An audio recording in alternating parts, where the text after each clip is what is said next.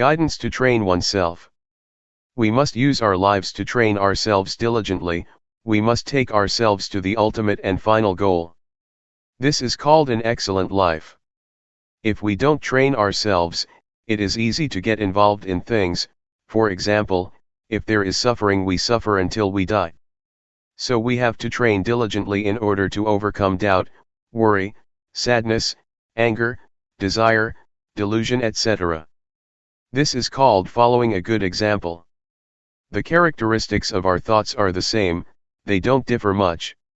Whatever one is familiar with, one thinks about that, following our disposition and character.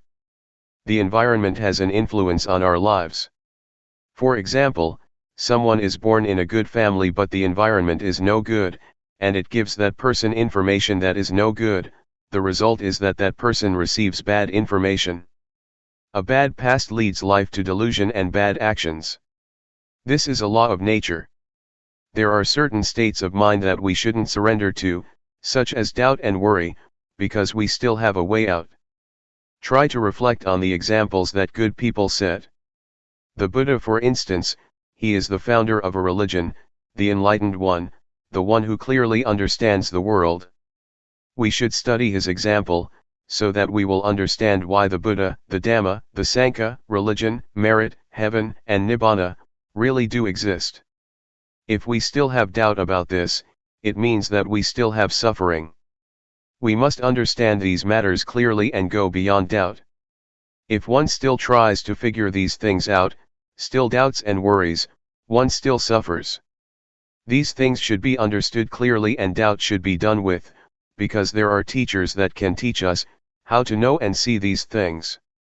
In the past, I heard that Luangpor Teean Jidasubho was a teacher who taught how to clearly understand merit and evil, heaven and hell, and the paths and fruits of practice. Since I had doubts about practice, I went to study with him. When I first set out to practice, I still held on to views and opinions, and didn't accept certain things that Luangpor taught. I would use reasoning to contradict his teachings and consequently like and dislike would arise. These things are hindrances that prevent knowledge and understanding from arising in practice. Therefore, when a teacher gives advice, one should first study and try it out through practice. Luangpor Teean taught me to develop awareness, which I had never come across or seen before. He taught me to have sati, and to be diligent in building up lots of awareness. Awareness, as I had learned it as a child, and at the time that I was studying the Dhamma, meant to recollect. I had trained in awareness with other methods, for example the kind of meditation where one sits with eyes closed and recites a mantra, in order to make the mind peaceful. I used to do it that way. Everybody seemed to be teaching like that, to sit with the back so straight that one starts to sweat and one gets backaches. Some people are very serious and force themselves. That's the way that I used to do it. I trained in this until the mind became peaceful, and happiness arose which was pleasant. When I trained with Luangpor Teean, he taught me to be aware and not to go for peacefulness. He taught not to control thoughts but to just know indifferently, which was certainly a strange way of teaching. Before I could catch the awareness in practicing, there were definitely many things that snared me. Sometimes, I fell back to my old practices, and as soon as I would raise my arms to do the rhythmic meditation, I would go back to being peaceful and stay with happiness, because that was more convenient than diligently knowing. An old man of over 70 practiced together with us. He advised me not to just sit there being peaceful, because that is not useful at all, but rather, to be diligent in building up the quality of knowing, to be aware while making movements. He kept guiding and looking after me. In the end I asked myself, What's the point of being fooled by thoughts? That's just an old habit. Let's train and be diligent in building up the quality of knowing. One has to control oneself by determining that, if I get lost in proliferating thoughts, I will try to be aware by making use of objects to know, such as movements of the hands. As soon as one turns up the hand, one really feels it, one really sees it by oneself. Whenever the hands move, one is aware. When one can catch the feeling of moving more and more often, proliferation gradually diminishes. In this way, I got a foundation and really saw results.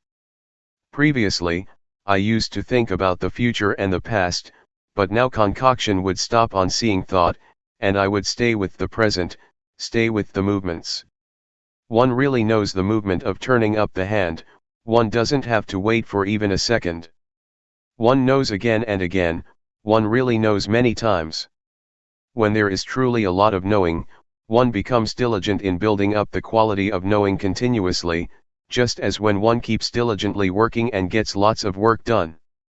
So, if one really catches the quality of knowing, and one is really diligent in building it up, one gets plenty of knowing. It is useful to have lots of knowing, because whenever one gets lost in thoughts, going all the way into the past or the future, the quality of knowing pulls one back, so that one doesn't easily flow with thought. Whenever one is swept away with proliferating thoughts, one immediately comes back, one is really able to come back. We're able to train and give rise to the quality of knowing in the various postures, for example, while doing walking meditation, or making movements with the arms. Whatever you take hold of, know it.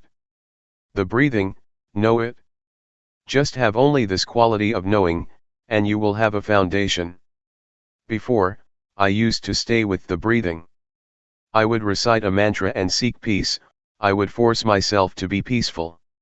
It is useful to practice like that because one gets peaceful and understands what peace is. But when I reached the state of knowing, I understood that the state of being aware and awake is something different from peace altogether. Awareness gives rise to knowing, one doesn't stay with peace.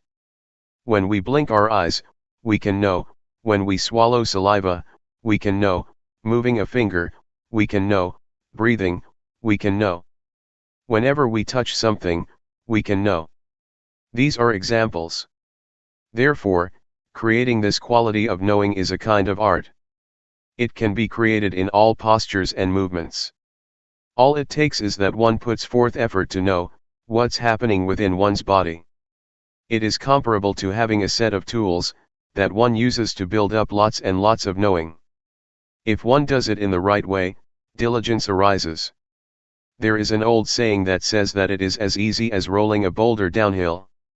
But if one doesn't do it in the right way, it is as hard as rolling a boulder uphill. When one does it right, one gets a foundation and one becomes diligent to practice and build up awareness, without anybody having to tell one, one tells oneself and creates plenty of knowing. One becomes diligent to know in using one's daily life, always trying to find ways to be aware. Even though at times people or friends cause us to get lost, we make effort to avoid that.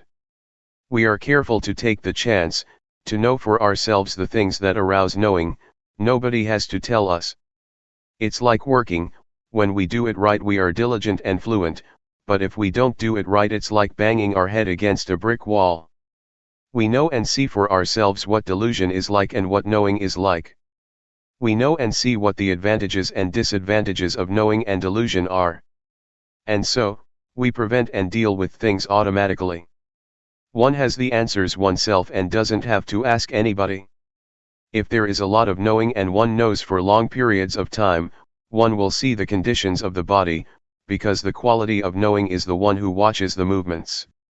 However, this doesn't mean that one will see this immediately because sometimes, as the body is moving, instead of just seeing the body, there are things that make us get lost, for example, feelings that arise due to unintentional thoughts, or various moods, either coming from the body or the mind. These things incite us to get lost but we don't. These things are there but now we have seen that they are just feelings. People who have trained in meditation before, will just meet with coarse feelings, and the refined feelings that exist in the body and the thinking mind, they won't see. If we build up the quality of knowing until it is the boss, it will be able to distinguish delusion from knowing, even though delusion, proliferation, was in charge before.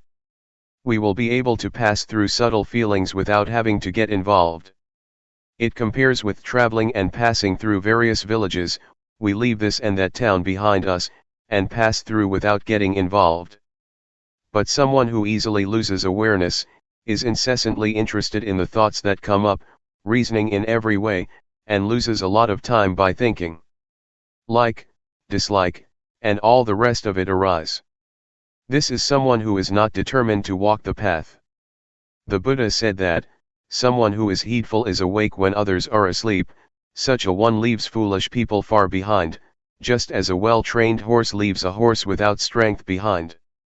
Not getting involved with proliferating thoughts that arise is like this: one moment of knowing is to be removed one moment from not knowing, from delusion.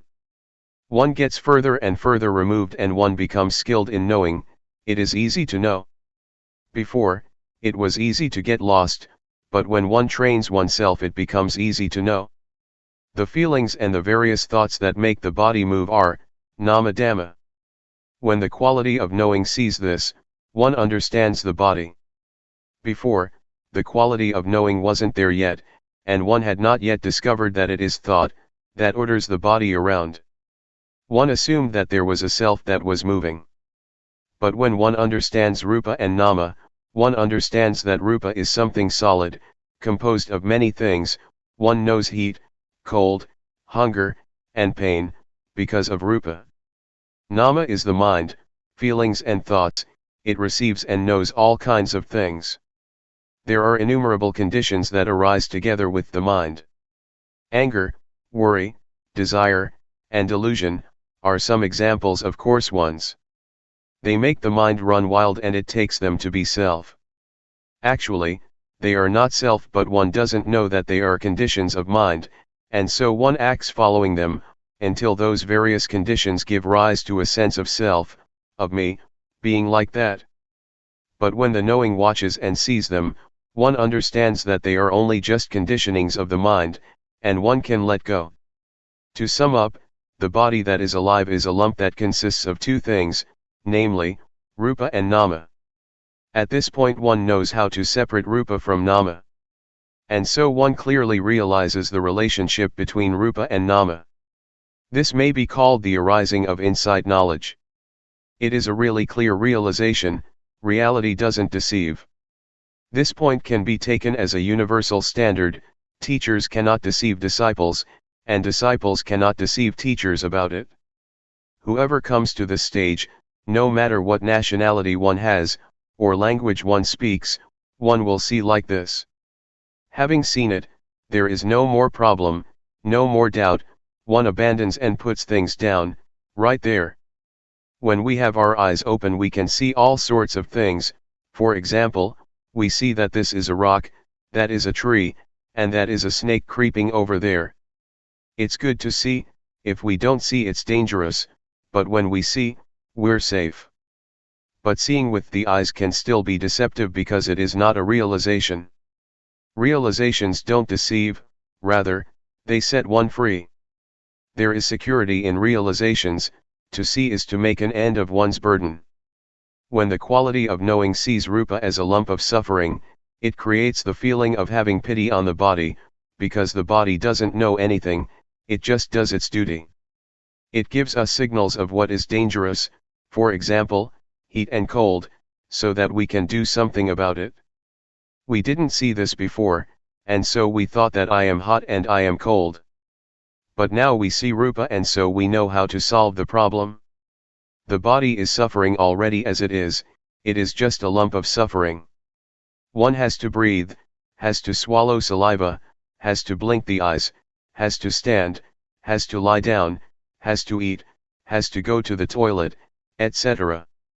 When we give it more work to do, such as smoking cigarettes, it is a burden for rupa, we make it suffer even more. The mind is the same. When we're angry, we give the body suffering.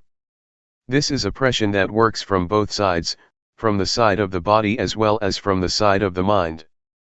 This kind of relationship between the body and the mind is not appropriate at all. When there is the knowing, or the state of watching, peace arises. And Rupa and Nama relate to each other in the right way. Before, I used to think that I didn't have suffering, because I didn't do anything bad, that was because I didn't know what suffering was. Whoever thinks like this can be taken to be crazy, crazy with self. So, in the past, I didn't understand myself. Likewise, having or being anything, as well believing one's own thinking, is dangerous because one understands that to think like that is good, and one doesn't see that there is any problem to be solved, one assumes that things are like this or like that. One knows through thought, one is through thought, one sees through thought, and one gets and attains through thought, when one is not in contact with the present. When we're faced with facts that contradict what we thought, we don't have a way out of suffering or out of our ideas, constructed in the past. If one knows the suffering of Rupa and Nama, one will understand that they are really lumps of suffering. Pain and sickness are conditions of the body, this is called the disease of the body. Anger, for example, is a condition of the mind, this is called the disease of the mind. When we don't know this, we cling to all kinds of things and create suffering in the mind, such as love, hatred, anger, desire, and delusion. When we wake up from the disease of body and mind, we see the suffering of Rupa and Nama. It is as if this quality of knowing opens the door, and we can see through. The knowing is like an eye. Before, we had our eyes closed and didn't see, there was only just getting caught up with all sorts of conditions. But now, the quality of seeing arises because there is knowing. This is called training oneself. This is the way that I have trained myself. It is really the guideline for people. It makes one see the convention of body and mind, for instance fame, possessions, money, children, husband, wife, land, etc.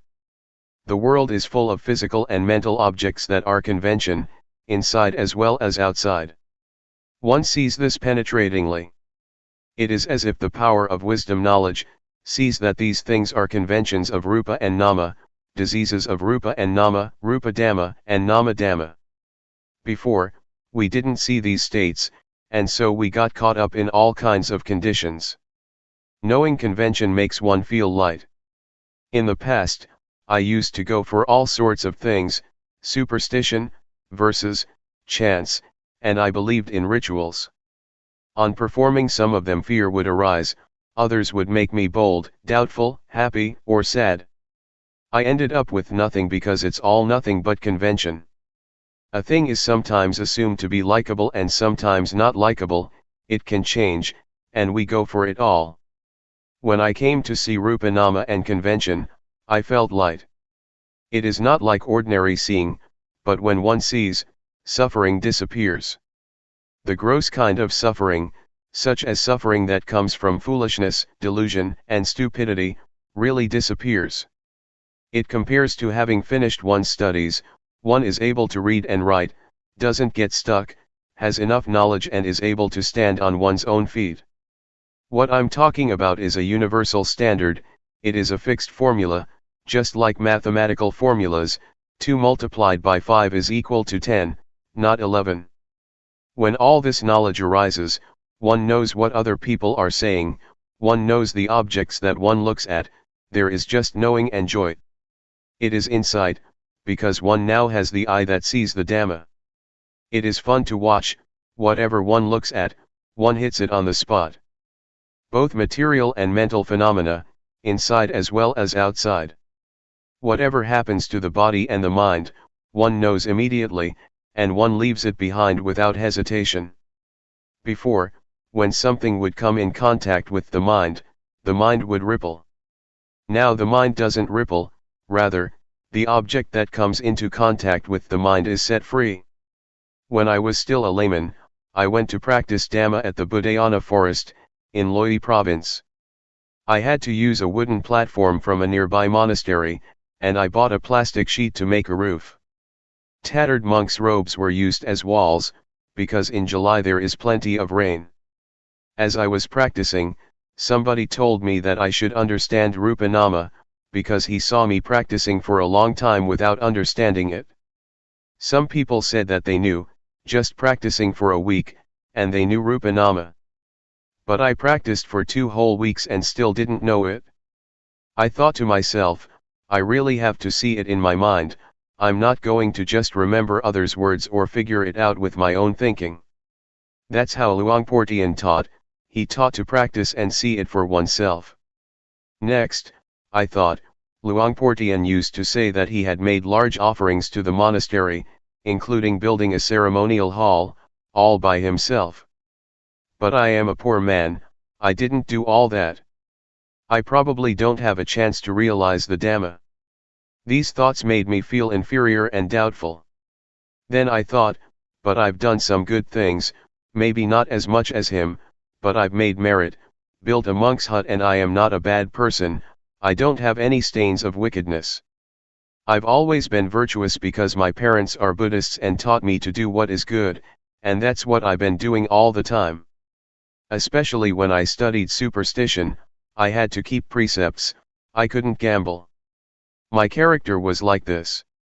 Reflecting like this, made me a bit proud of my past because I was not an evil person, but why didn't I know the Dhamma?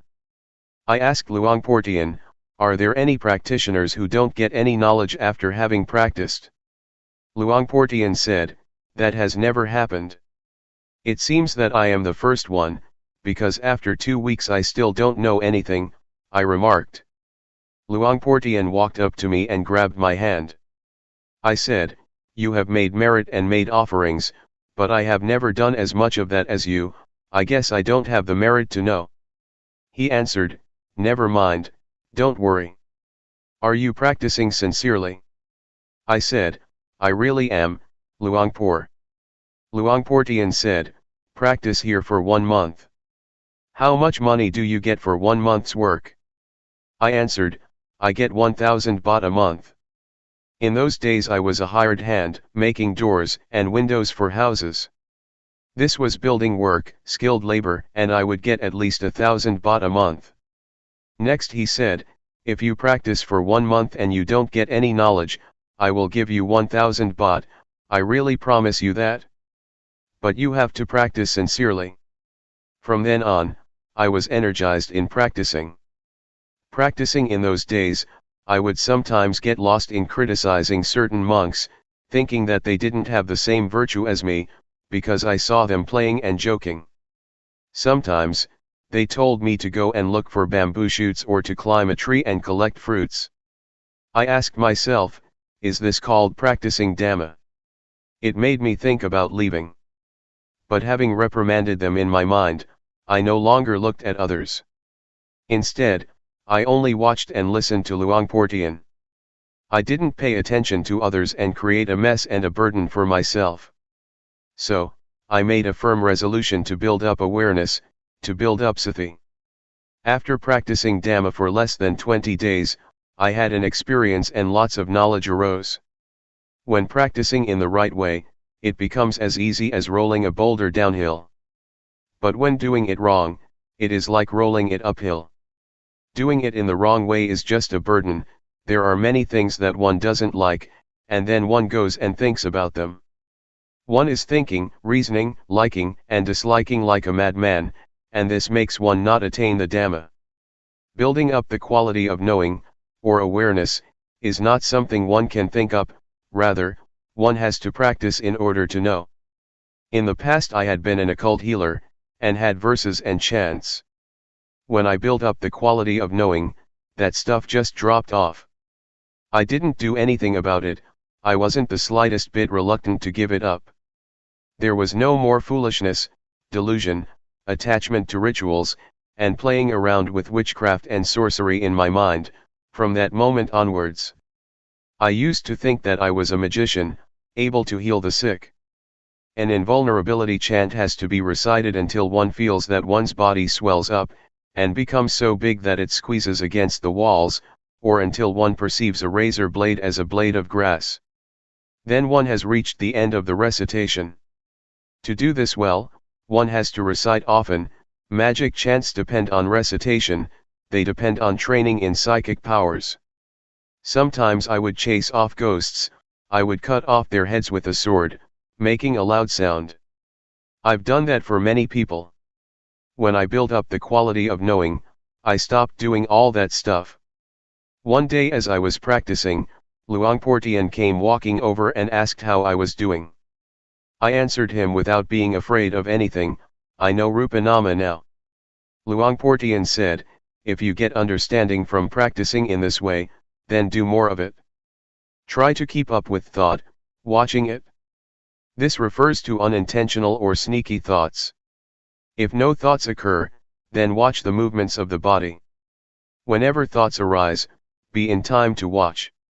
Luangpor taught me to work with the mind, to watch both the body and the mind with awareness, to watch and see suffering, suffering of Rupa and of Nama, to watch and see physical and mental phenomena, and convention of Rupa and Nama. When proliferation arises, one shouldn't give it priority. One should do one's duty of watching the movements of the body and the thoughts in the mind. One shouldn't give attention to thoughts that come up by themselves. Build up awareness that is in time with the thoughts arising. When one knows the thoughts in time, one doesn't incline to go with the arisen thoughts. So, it is our duty to build up awareness. When one builds up more and more awareness, in the end it suddenly meets up with thought. It is as if one opens the door and collides with thought. At the moment a thought is about to come up, we are lying in wait at the door. As soon as the thought arises, whack, we know it in time. It's like a surprise, and the thought fails to establish itself. This makes one see how wild concoction is, sneak thoughts, and it makes one see the origin of suffering. This is not like ordinary knowledge, it appears in an electrifying flash. I definitely have seen thought clearly. Before, we got carried away with thoughts, sankhara, which are the cause of suffering. We wandered here and there with thought, and we got lost in it. One is not free because of thought. To give an example, a thought arises and one becomes afraid, one starts to think about something and one proliferates defilement and craving. We didn't see this clearly before. When I came to practice with Luangpor Teean, I clearly saw how bad mental formations are. It's like a dog chasing a deer, we were able to follow and keep up with the things that deceived. It is comparable to somebody who plays tricks, they have fun in deceiving people, but as soon as we see what they're doing, and we keep up with their tricks, we then know that it is nothing at all. They really can't deceive anyone who realizes what is going on. There are two kinds of thinking, namely, first, unintentional thinking. This is illusion, it makes one get lost, on thinking one is led along the wrong path. Second, intentional thinking, never mind about that, one deliberately thinks about something well, one makes use of thought and having finished thinking, that's the end of it. Intentional thinking is crystal clear, it makes one understand merit, demerit, and the nether realms, one experiences these things clearly. I can 100% guarantee that, by understanding like this, one closes the door to the lower realms. One can be said to be a human being. In the past I was still just a person, because I didn't see convention, I didn't see Rupa Nama. But when I could keep up with thought, I stopped being merely a person. I had more happiness than before, I no longer played about like before, it was as if I had reached the shore, to some extent. If one compares it to a trader, I was a trader in diamonds and got heaps of money. Previously, I was like a trader in kapok or fiber crops. What a mess, what a hassle. And I got only a little money, a little happiness and a little merit. I thought I would get merit from others or from doing this or that, just mind stuff. There is a shift that takes place in the mind on seeing thought. To go and proliferate as before makes one's hair stand on end. To see thought helps one to behave differently than before. I really saw it crystal clear. To suddenly meet up with thought makes an end to coarse behavior. Everything that is unjust disappears. It is like bowling, the pins all tumble over, one after the other. Suffering is comparable to fruits up in a tree. When we shake the tree just a little, the fruits fall down, but not all of them. Foolishness, crude forms of suffering and anger, desire and delusion are affected, but not a lot, they are just shaken up a bit. Being a human being means to be someone with virtue. When there is virtue, there is normality, there is peace. Samadhi refers to the mind that is in order. When there is order, there is no mess and the mind becomes tame. Wisdom means to know all around, to know how to solve things within oneself, to know how to liberate oneself and not to sink down, being caught up with all sorts of conditions, but to be free. This is how I knew, and later I understood other things as well, such as angels. To be an angel is to have a moral mind, not daring to act or think in bad ways. I understood Buddhism, and I understood the three characteristics of all conditioned phenomena, namely, that they are impermanent, without intrinsic value and not self. Seeing Rupanama, seeing the conditions of body and mind, and seeing all things as they really are, is like having a magic eye. One sees that all things are impermanent, it is like seeing the place to dispose of the conditions of body and mind, one used to cling to.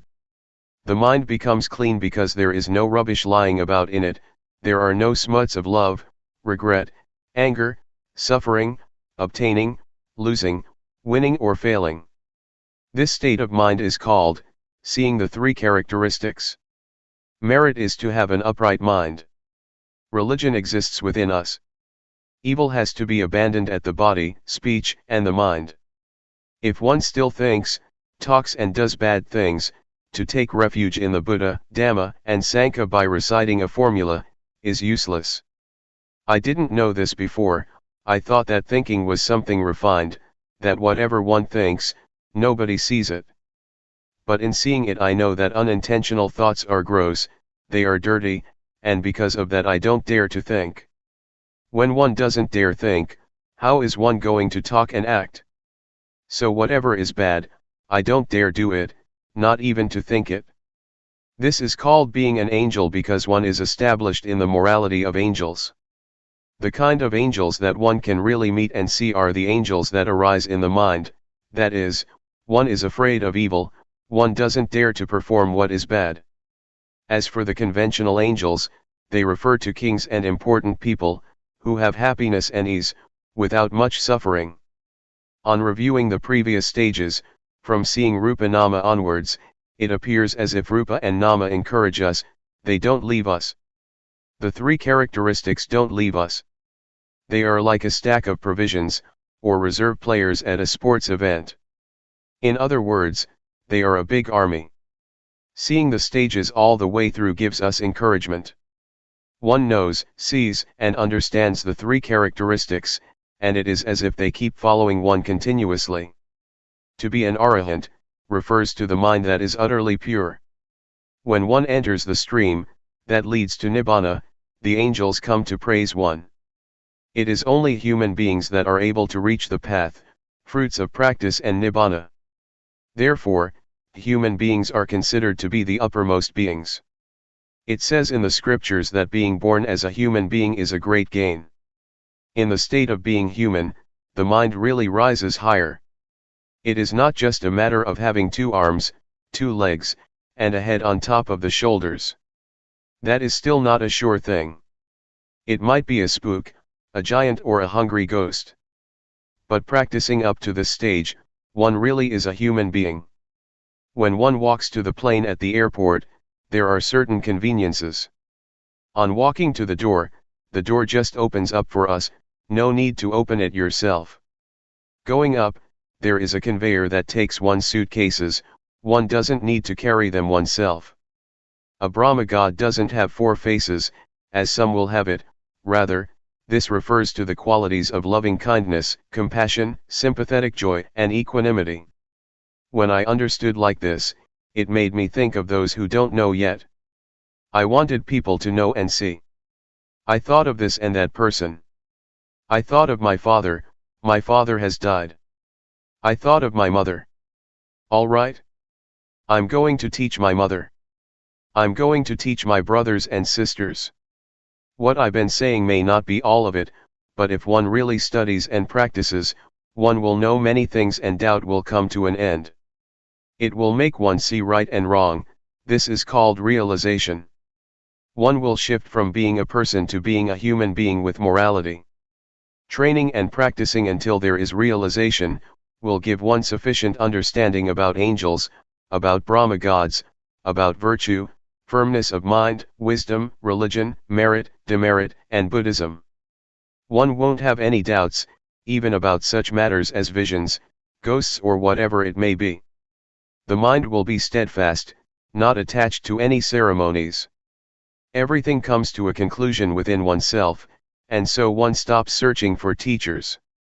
The teaching, by the Buddha, that says to associate with the wise and not to associate with fools, refers to oneself, one's own body and mind, which are wise or foolish. To love one's parents means, not to lead oneself to do bad things and get into trouble. Respecting teachers isn't just a matter of bowing to them, rather, one should revere their goodness. Don't try to find angels outside of yourself, they exist inside us. The Buddha, Dhamma, and the Sangha exist within oneself. A good person is someone who respects him or herself. When one pays respects to a Buddha image, one doesn't bow to the cement, bricks, or stone, that is just convention. Know that to be externally reverential, one should have a noble one inside. That is to say, a moral mind, a supreme mind. There is an old saying, the malicious mind is a ghost, the righteous mind is a noble one. At one time, about 40 or 50 people came to practice with Luangpor Teean, lay people as well as monks. Some people had all sorts of reactions, some people cried. I've never had those kinds of problems. Even when some visions did arise, I'd see and understand it. It is like having eyes, one looks and one sees according to reality. For example, one sees mosquitoes swarming around, one sees a snake coming, one sees thorns, one sees an overgrown path in the forest, or one sees a cleared path. One sees similarly in the mind, one knows what to do, and so there is no more doubt anymore. No more doubt about the teaching of the Buddha and the Noble Ones, about what convention and ultimate reality is, about visions, about what tranquility meditation and insight meditation is. One has experienced it plainly and there is no wavering. One doesn't go and search anywhere else anymore, one has enough knowledge. Abandoning evil, and doing what is good, is really to be done right here. At our very body and mind. One sees the mind that stealthily thinks. It is full awareness that tells us so, it sums things up for us, that is sufficient knowledge and understanding. Once, I did some teaching together with somebody who taught a different style of meditation. That teacher taught to create an image in the mind. But the group of practitioners who had developed awareness, was aware and didn't think up a mental image, they didn't get attached to a sign. They weren't stuck on all kinds of ceremonies, such as the ceremony to cut off kama, by using cloth, incense, and other things. These types of rituals are finished with, they stopped doing them. They have stopped looking for teachers that teach one to know anything other than awareness, because the real thing is right here. One identifies with the qualities that one puts in one's mind. If you care for your children and love your husband or wife, then don't create suffering for yourself and don't be a bad person. If you are a bad person, you suffer. Your parents are worried, they have problems because of us. Loving one's children and wife is not just a matter of thought, rather, one should behave in a good way, don't be someone who makes trouble. All this depends on oneself, religion is within oneself. When we are good people, how could we do bad things and end up in prison? That there are such things as the law, prisons, police, the army, and weapons, is because there are bad people. If there were no bad people, why would we have to have those things? Why would there be soldiers and policemen? Why would there be prisons? If we behave well, we don't oppress ourselves, and how can we trouble others? May you really see and realize this. Some people with whom I used to practice together with, I don't know what they understood. They practiced as if they knew the Dhamma, but their actions, speech, and demeanor looked off. It compares to going to elementary school and not getting good marks, not being able to read. One is not allowed to go to the next class, one has to stay where one is, because one's actions indicate that there are still things that one doesn't know. This is called, not getting good marks.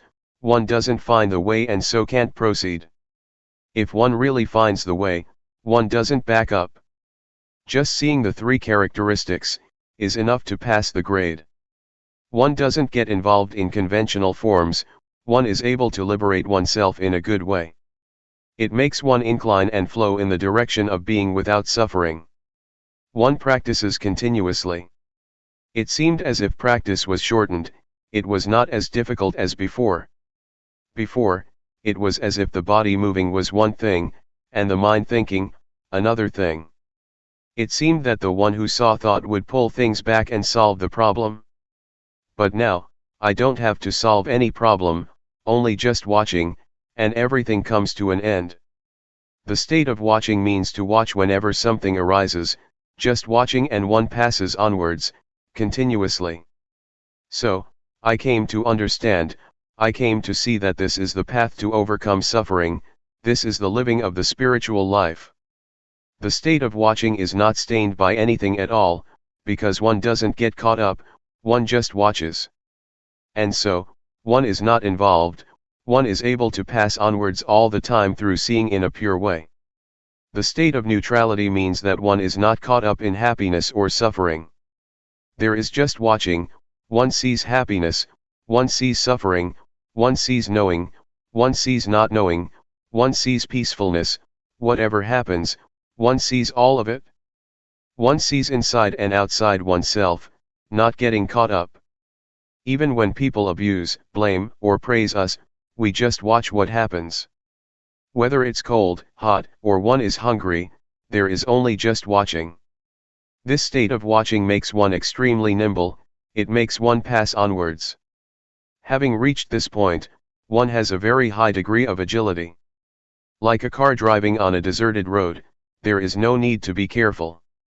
But when one gets to a road that is not deserted, a road where there are people, one is able to immediately use awareness and wisdom, one doesn't run away from society. Compare it to driving your car in the city, one knows which one the highway is, and which are the minor roads, one knows the red lights and the green lights, one knows the crossroads and one knows what's happening on the right and on the left. This makes for safety, this state of watching doesn't get stuck and no accidents occur. There is such a thing as mental traffic, for example, having thought something, there is concoction until a mood arises. But when awareness and wisdom are there, one passes it conveniently. Similar to a car passing, it's easy. There is no traffic to get stuck in, it's like a highway, freeway, or expressway. It's the same thing with training cows or buffaloes to pull a cart. Some cows that have been well trained, come walking over as soon as one raises the cart up, no need to force them, no need to tie them with ropes, no need to beat or whip them, they are ready to pull the cart home or to the barn. They are able to avoid stumps all by themselves and they know where to turn right or left. The state of watching sees. When one sees often, one becomes more and more experienced until one is a champion. Compare it to a sportsman or woman, who has played until he or she is skilled at what they do. Or an artist who has performed many times. A professional worker has to be skilled likewise, they must be able to use their tools to create a beautiful and artistic house. Developing awareness is the same, if one trains and practices a lot, one becomes so skilled that awareness turns into Mahasathi, full and automatic awareness. Talking in terms of power, Sathi has lots of power. It is similar to flooding water, that is able to sweep along the rubbish from the banks of a river or stream. The power of wisdom knowledge is the same, when there is lots of power, one doesn't have to make effort. It's comparable to a tractor, it clears the land completely. Wisdom knowledge is like that.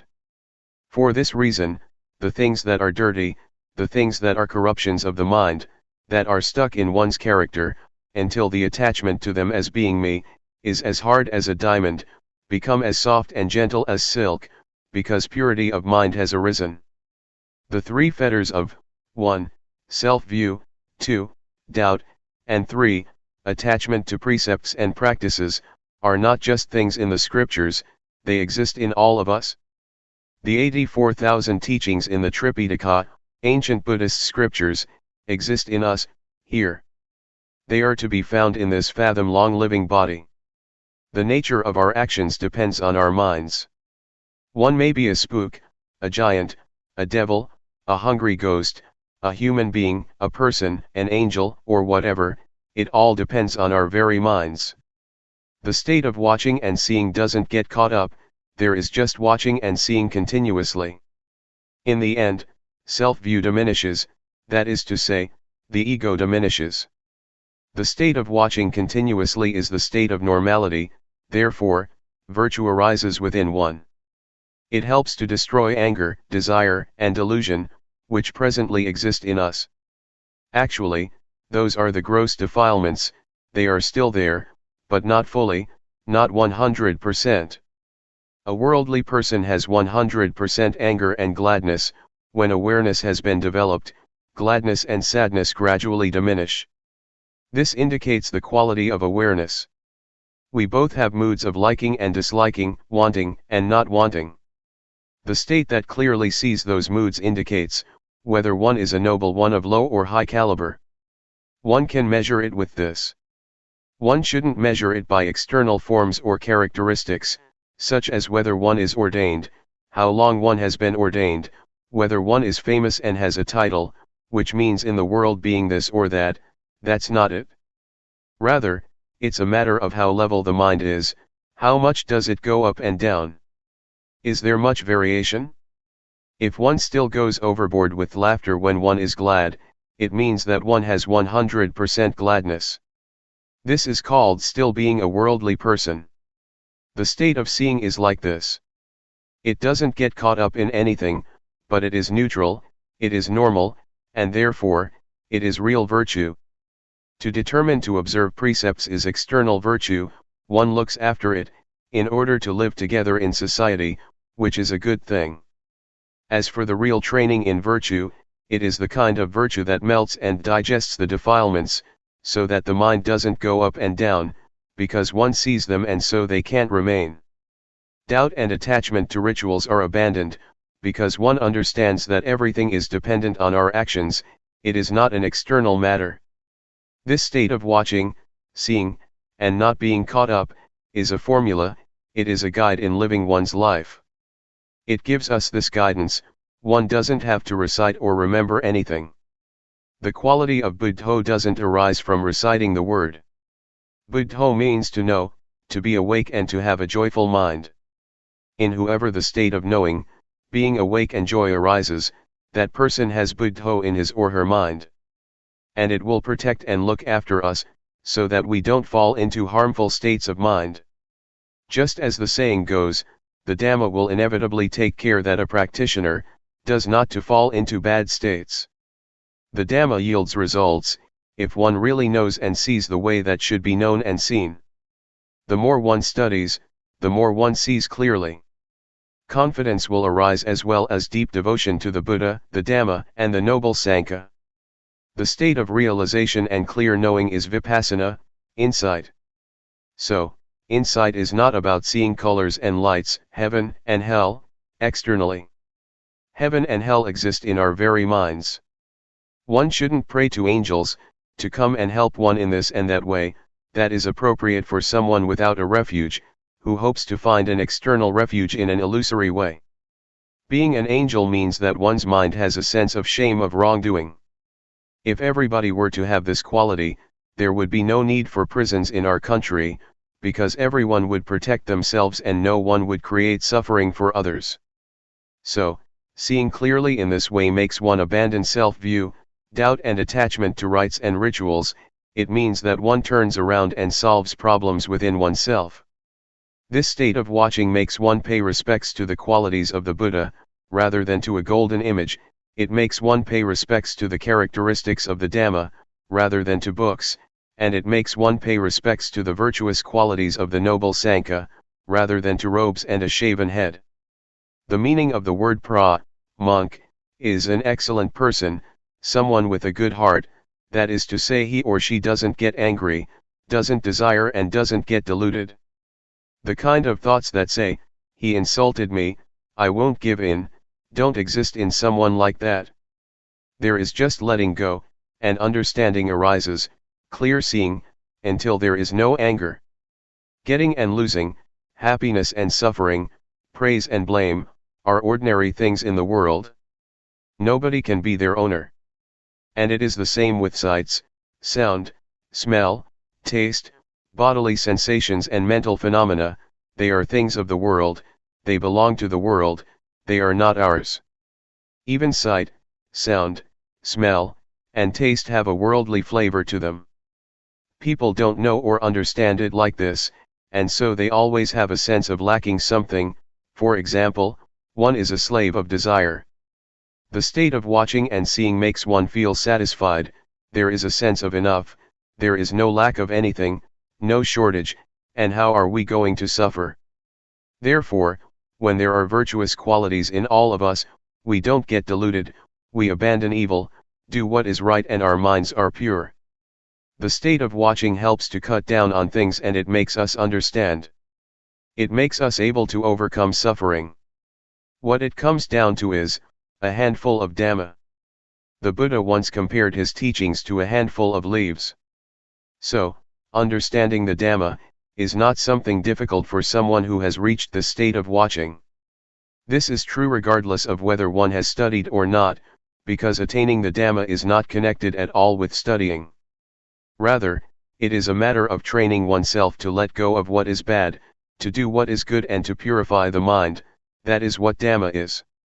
Awareness or the perfection of awareness is not to be found in books or scriptures, it exists inside us.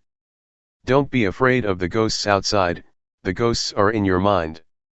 In the Sutta, Discourse, on Auspiciousness, the Buddha said, not to associate with fools, to associate with the wise, and to revere those that should be revered, these three things are the highest blessing. A fool here, doesn't refer to Mr. A or Miss B. Gamblers, flirters, people who go to bars and nightclubs, people who drink, etc., are called external fools. But the real fools are inside of us, they are our thoughts. If we think harmful thoughts, our harmful thoughts may lead us to anger, desire, or delusion, they may lead one to defilement and craving. What does it mean to associate with the wise? It means to have good thoughts in our minds. For example, when some problem arises, we let go and don't dwell on it. Never mind, it is just the way it is. This is a wise person. Trying to not have anybody tell us off, or blame us, is impossible. But if we have good thoughts and think in the right way, and we know how to let go, we associate with the wise.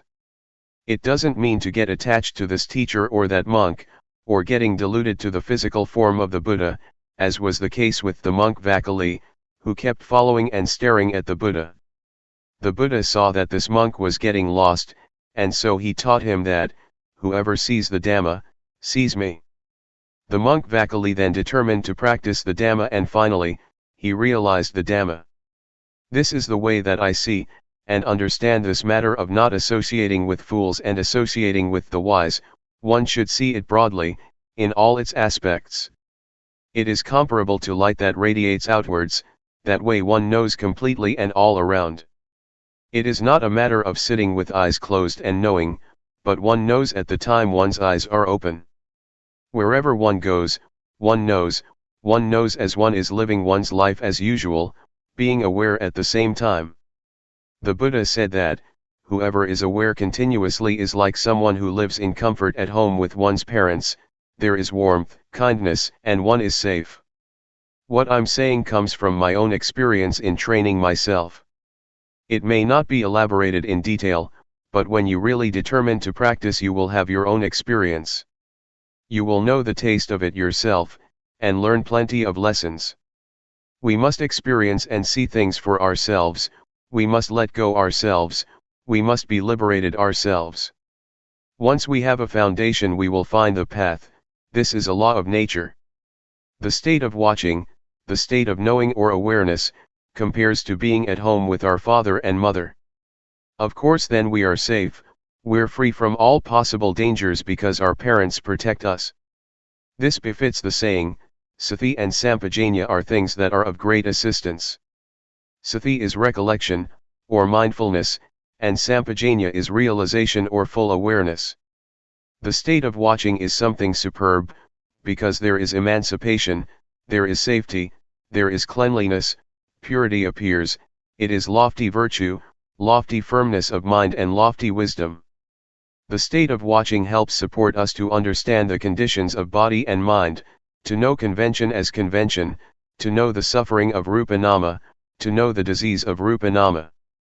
And so, a transformation takes place in the mind, one becomes a human being and one who is virtuous.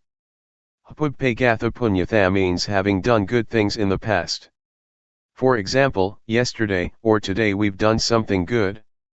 The words in the past don't refer to before we were born, or a previous lifetime.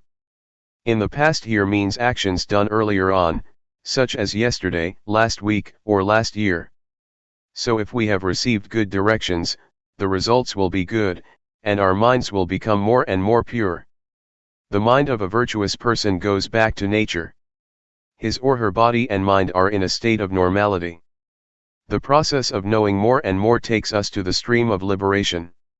It doesn't flow backwards, it goes in the direction of the path and fruits of practice, it goes towards being a noble individual, namely a stream enterer, a once returner, a non-returner, and an arahant. The state of knowing is like a warrior who is backed up with support, and so keeps enlarging his territory until he is in charge and has power. Therefore, wild behavior can't remain, the army of the Dhamma is there. It is like a warrior who is victorious, there is awareness. The state of watching and seeing is the victory of the warrior. One practices right at this point. Nothing can obstruct, there are no enemies that can resist, and so one is fluent. The state of watching makes the cankers of sensuality, being and not knowing, unable to remain. These cankers are refined defilements that ferment in the subconscious, until they become habitual. The state of watching stops the enemies, or if they don't stop, they'll dry up. It is like custard apples, some stay on the tree, all shriveled up. The enemies, defilements, surrender and don't fight anymore. The quality of knowing makes us watch concoctions in a dignified way, one is not a servant of thoughts anymore, as one was before. When proliferation starts to come up, begins to stir, the thoughts will stop when the quality of knowing sees it. It will just give up completely. When there is realization, there is nothing that can deceive. Wherever there is suffering, one is able to dig it all up. It's similar to water and oil, even a little bit of oil will always float on top of water. The Dhamma is the same, it is always on top of what is not Dhamma. This is a law of nature. Suffering, again, is the same, it cannot be on top of non-suffering. One could compare suffering with water and non-suffering with oil. I'm just comparing all the time, but when you really practice you will see clearly and have realization for yourself. There won't be any suffering and you won't think about suffering, because you regard it as unclean.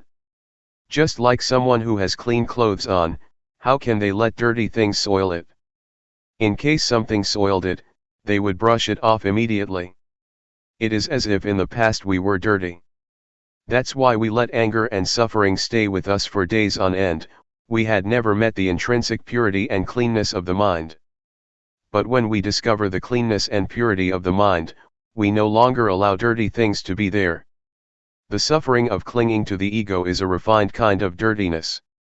Originally we didn't know that, but as soon as we really know that this is dirty, we pass through and overcome it. In this way, we're able to erase the ego and make it fade out. This state of watching leads to justness, and when justness arises, one has a proper standard, one takes it as a principle and a guideline or compass for living one's life. The state of watching and seeing makes us cross over the cankers of sensuality, being and ignorance or whatever states are the cause for wanting to be and have.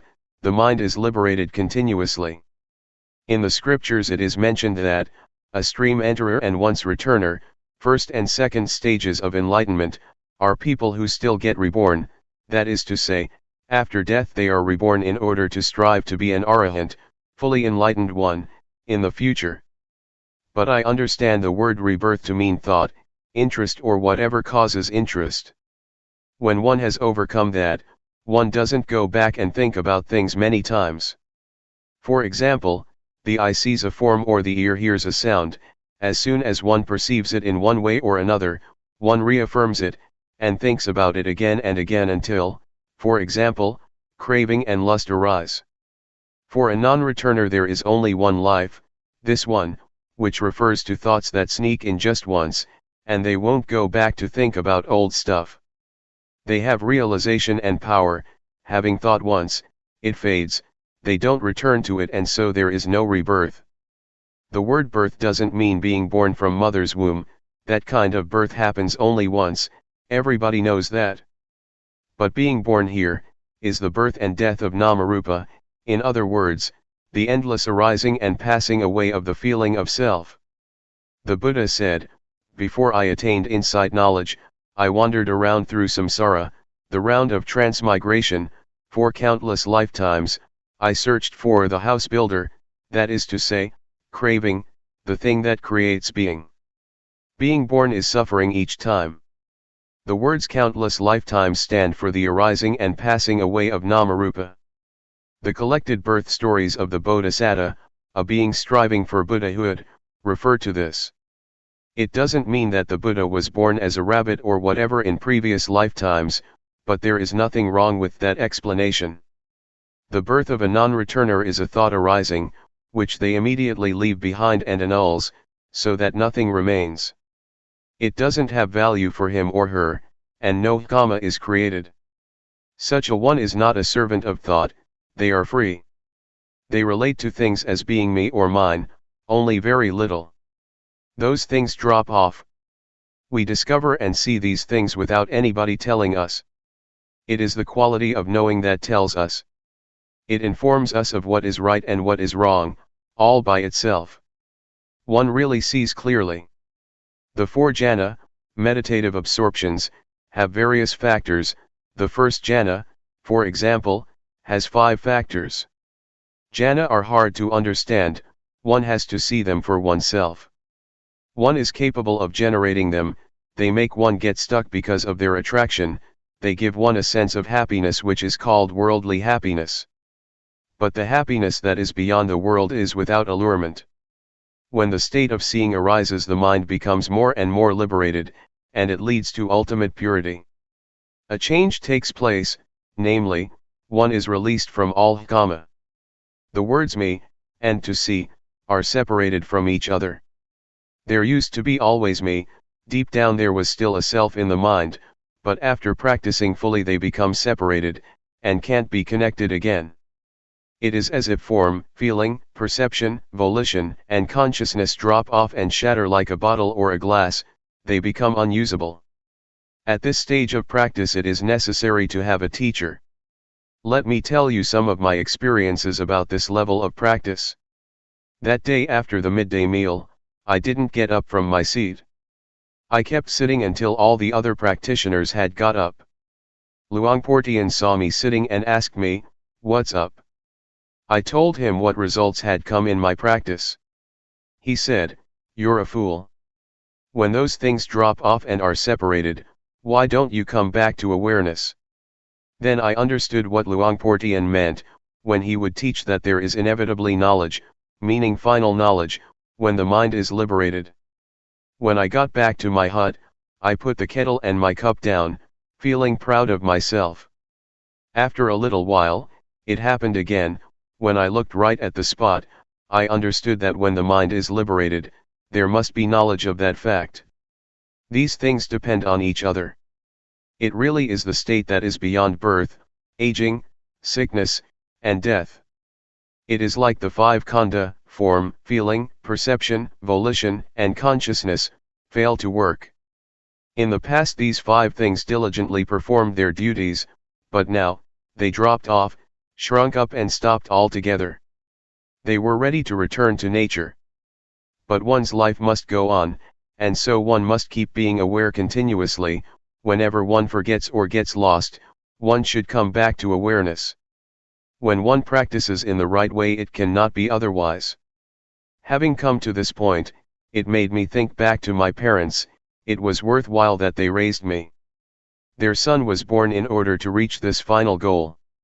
This point really is 100% nature, one really is beyond birth and death. It is like Ajahn Buddhadasa, a very wise and famous teacher from the south, says, dying before death. The ego or sense of self dies before physical death occurs. If we regard practicing Dhamma as a sport, it is a sport that doesn't die because there is nothing that is born, ages, gets sick and dies. This is how I understand and know it. Anybody can find and see it in the same way. It is not limited by one's nationality or language, and it has nothing to do with having studied or not. Determined to practice. If you are aware of raising your arm, that's good enough. This is the excellent path, it really is the number one path, it is the way to understand one's life. I have trained myself like this, trained until the final goal. What I'm saying is not based on just thought, but I've seen that this is a law of nature. My words may not be exactly in accordance with academic learning, don't make anything out of it, that it is right or wrong in this and that way. Don't use reason to contradict things, even though that may be right, rather, take these words as advice to study, to know, and see. May whoever has knowledge and vision about this, help to spread it out, not in order to oppress anyone, but to help bring about confidence in the teachings of the Buddha, so there may be firm conviction that, the Buddha, Dhamma, and Sangha really exist. A sincere practitioner will get results, he or she will really know and see, and will really get rid of suffering in this lifetime. It is the genuine norm of life, it is the essence of friendship. Nothing changes, there is just straightness. May your life culminate in this point, and see that your life is just processes and conditions. Processes means, the body has to eat and go to the toilet, it has to lie down and sleep, it has to talk, these things have to be performed according to worldly conventions. Use your life in the ordinary way, like this, don't be angry or suffer until you die. Teachers in the past used to say, don't think that it is this or that person, who is talking about the Dhamma, don't have faith in the person who talks, and don't write them off either. These days, the faith of Buddhists is rather poor. People tend to have faith in this teacher or that Luangpor, and go to an extreme. But as soon as something happens to shake their confidence, they are heartbroken and disappointed. This is not right. We should have confidence in the Dhamma, we should use the Dhamma to develop the quality of our lives. Don't be attached to my teacher and my Luangpor, because that kind of faith doesn't lead to progress, rather, it is faith that makes one shrink back. When you understand like this, experiment with practice and take your actions as the criterion. When you do that and you see results, there will be confidence. It is not that one has faith because someone says the right things, faith because of someone's character, disposition, and demeanor. This kind of faith is dangerous, because it is not the confidence as was taught by the Buddha. At one time, after the Buddha had expounded the Dhamma, he asked Sariputta, the monk who was his chief disciple, "Do you believe what I'm saying?" Venerable Sariputta replied, "No, I don't." The monks who were sitting there all criticized Venerable Sariputta, saying, "He doesn't even believe the Buddha," and they protested in the midst of the meeting. Next, the Buddha asked Venerable Sariputta, "How do you see things?" Venerable Sariputta respectfully addressed the Buddha, saying, "I do not believe the Master, because what you have elucidated I know, see, and have realized already. Therefore I do not have any doubt on this matter, and there is no need to believe anybody anymore." Then, the Buddha spoke to the monks. Take Venerable Sariputta as your example. And so, one should experiment and practice with teachings, until one is Dhamma. If one still has anger and suffering, it means one is unable to solve the problem. Anger and suffering are not selves, but it is us who get lost. If we didn't get deluded, there would be no anger and no suffering. Only two things exist in our lives, namely, knowing and delusion. Do we spend more time with knowing or with delusion? We have to reflect on this for ourselves. If we still stay with delusion, we'll have to experience suffering and anger, for example, that's only natural. If we stay with the quality of knowing, we won't have anger or suffering. How can we stay with knowing? I have a method for all of you to try out, study and practice with. I'm not just telling you stories. I'm able to arrange a place and food for you, you don't have to pay for anything. This is because there are people with faith, who have offered money for food, for people who are interested to come and practice. In 1 year, as much as $1, in 1 month about $100. To lead retreats is my job, which I do fully, as skillfully as I can. I will be there as your friend. This age is the golden age. The Buddha, the Dhamma, the Noble Sangha, the paths, the fruits of practice, and Nibbana, really exist. You can experience them in your life. If you are aware, it means that you have the sprout of enlightenment. The Buddha is not separate from awareness, this is the sprout of enlightenment, that will grow up later on. May all of you be assured that you really are able to discover the truth in your life. To sum up, training oneself means to train in developing awareness. Awareness is the standard. It has the highest effectiveness, up to the point that one is able to reach the state of being the watcher. Awareness makes the mind pure, it is the path, it is the whole of the practice. Someone who is aware has achieved being the watcher in the right way. As it says in the scriptures, the final instructions of the Buddha. As long as bhikkhus live in the right way, the world will not be void of arahants. Don't think of this matter as being very difficult for you, because you're able to do it. You're able to be it. When one lives in the right way, one doesn't get caught up following one's proliferating thoughts. Instead there is neutrality, no gladness and no sadness. The state of watching takes one to this point, the point where there is no happiness and no suffering, no love and no hate, no like and no dislike. On reaching this state, one is beyond the world, it is called Lokuttara. As for the word Lokiya, in or of the world, it means that one has a sense of self because of one's concoction, there is like and dislike, one goes for happiness and suffering, and one takes on gladness and sadness. If one practices in the right way, the mind will settle by itself. Living in the right way doesn't mean that one has to stay in a forest, but if one has continuous awareness, it is called living in the right way. It is not necessary to go off to the forest, to sit with eyes closed and walk in a very concentrated way, that's not it. It's just a matter of being determined and attentive, of making sati sampajanya constant. There is no need to implore somebody else to come and help one. One practices by oneself, one is aware oneself, one reminds oneself, one solves problems oneself, and one will live without suffering. To give you all a blessing, I would like to say, may you know anger for the last time, may you know suffering for the last time. Don't be angry until you die, don't suffer until you die, because that is not a supreme kind of life, rather, it is punishing yourself.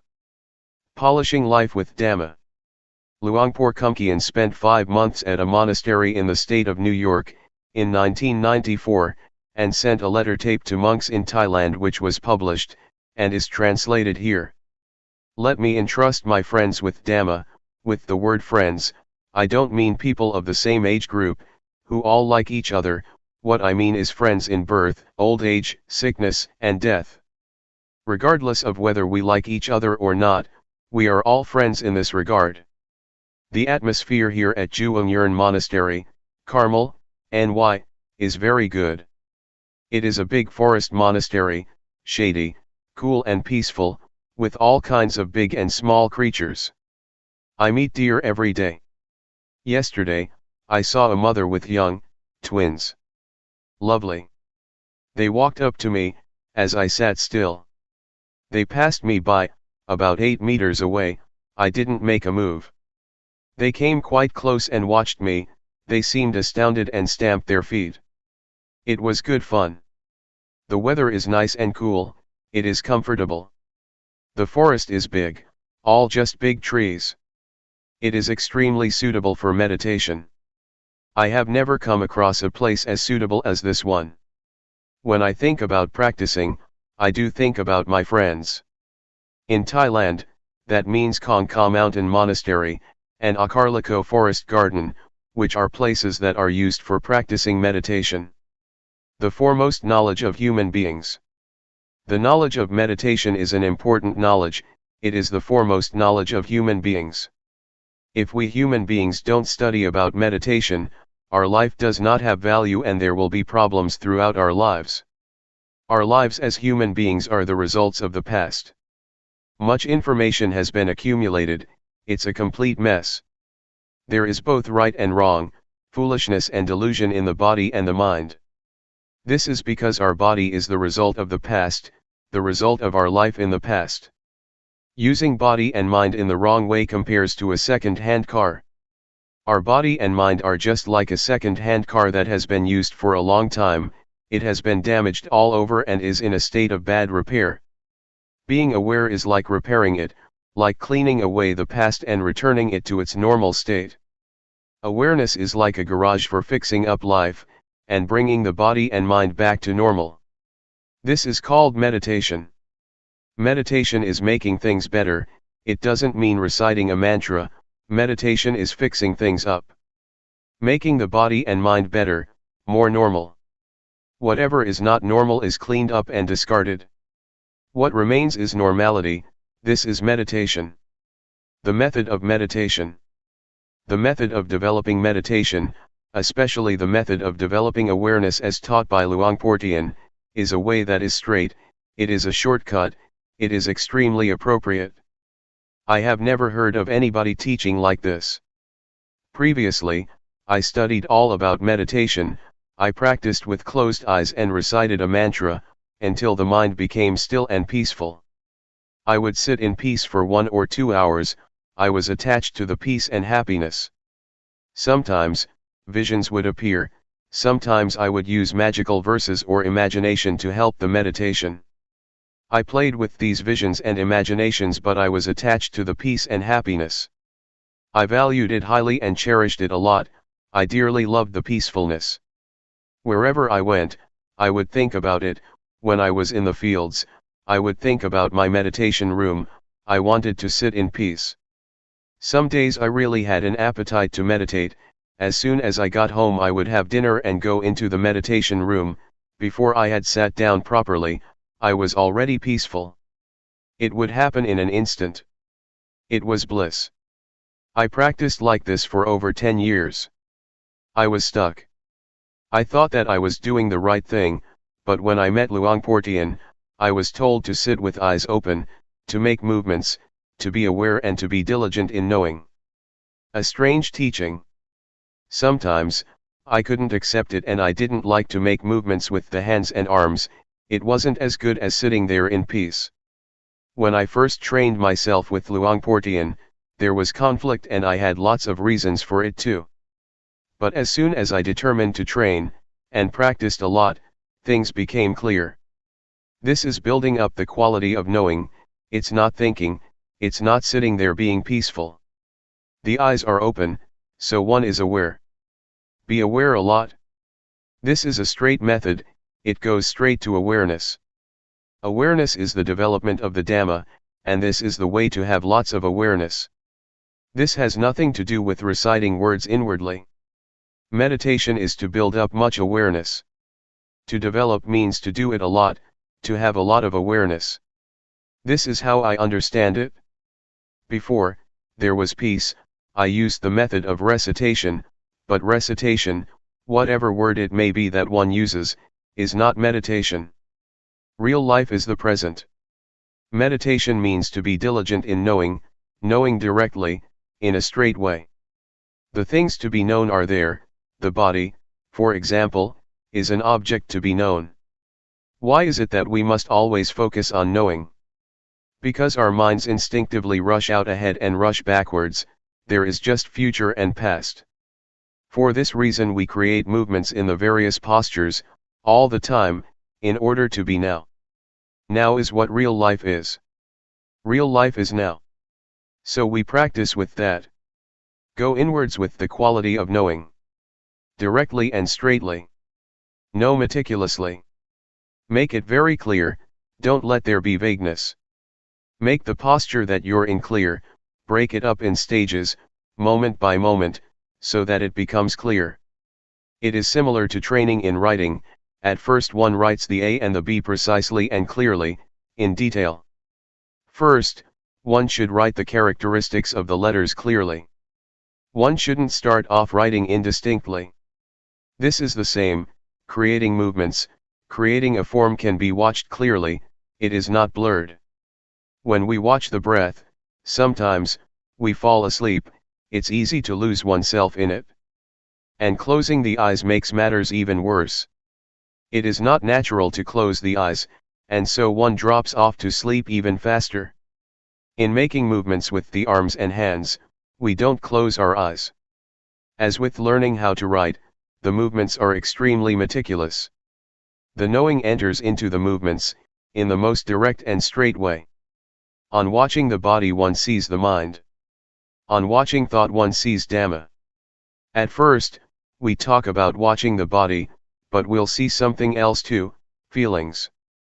With eyes closed one won't see them, or one will see them indistinctly, not clearly, and one won't understand them. But when we look and watch, we will see clearly. We will see pain, tiredness, and the pleasant and unpleasant feelings of the body. These are feelings that exist. So we see feelings by watching the body. When one continues to watch, one will see the thinking mind. The mind does exist. By watching the body, one goes on to see the mind thinking. And when one sees thought, one sees mental phenomena, Dhamma, that arise from thinking. One sees thought that cooks things up, rather than just thinking, and that's the end of the matter. One sees that these are Dhamma that arise in the mind. This is how wholesome and unwholesome states arise, cleverness and foolishness. One sees this by oneself, one sees that these things really exist.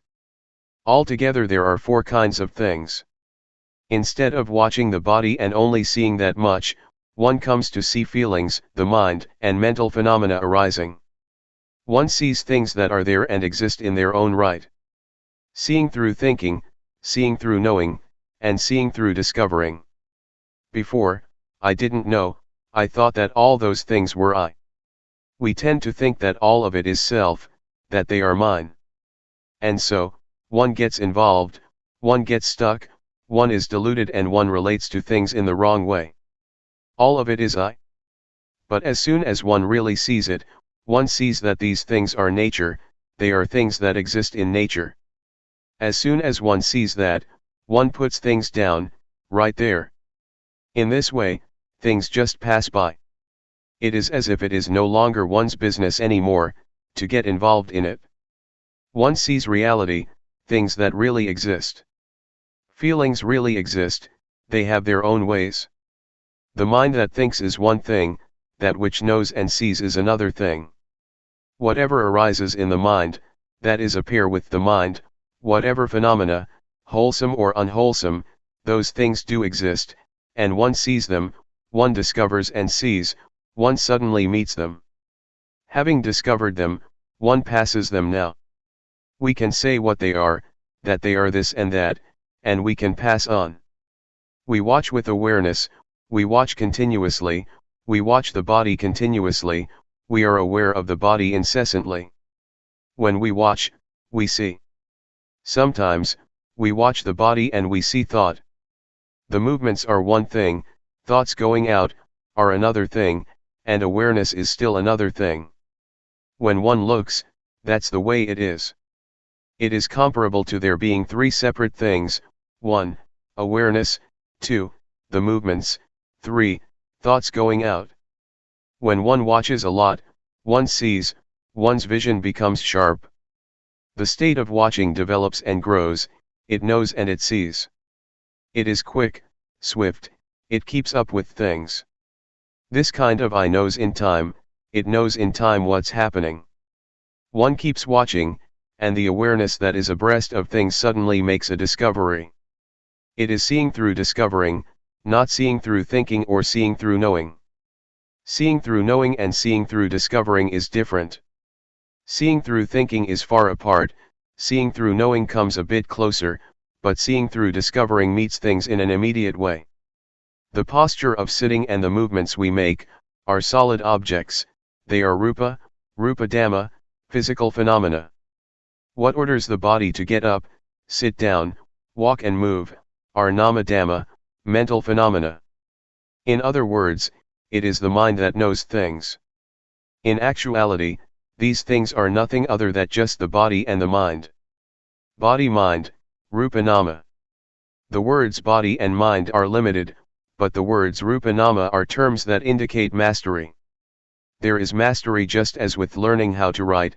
At first, one just knows how to write the A, the B, and so on, but when one continues to study, one becomes proficient, one can put the letters together and words are formed, it becomes language that can be used.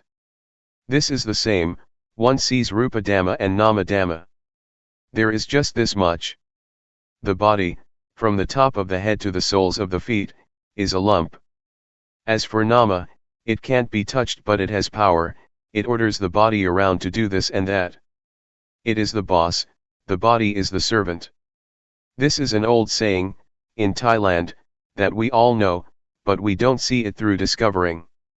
When we do see it, having discovered it for ourselves, the truth is revealed, nama dhamma are the boss, they are in charge and tell rupa what to do. We see this now.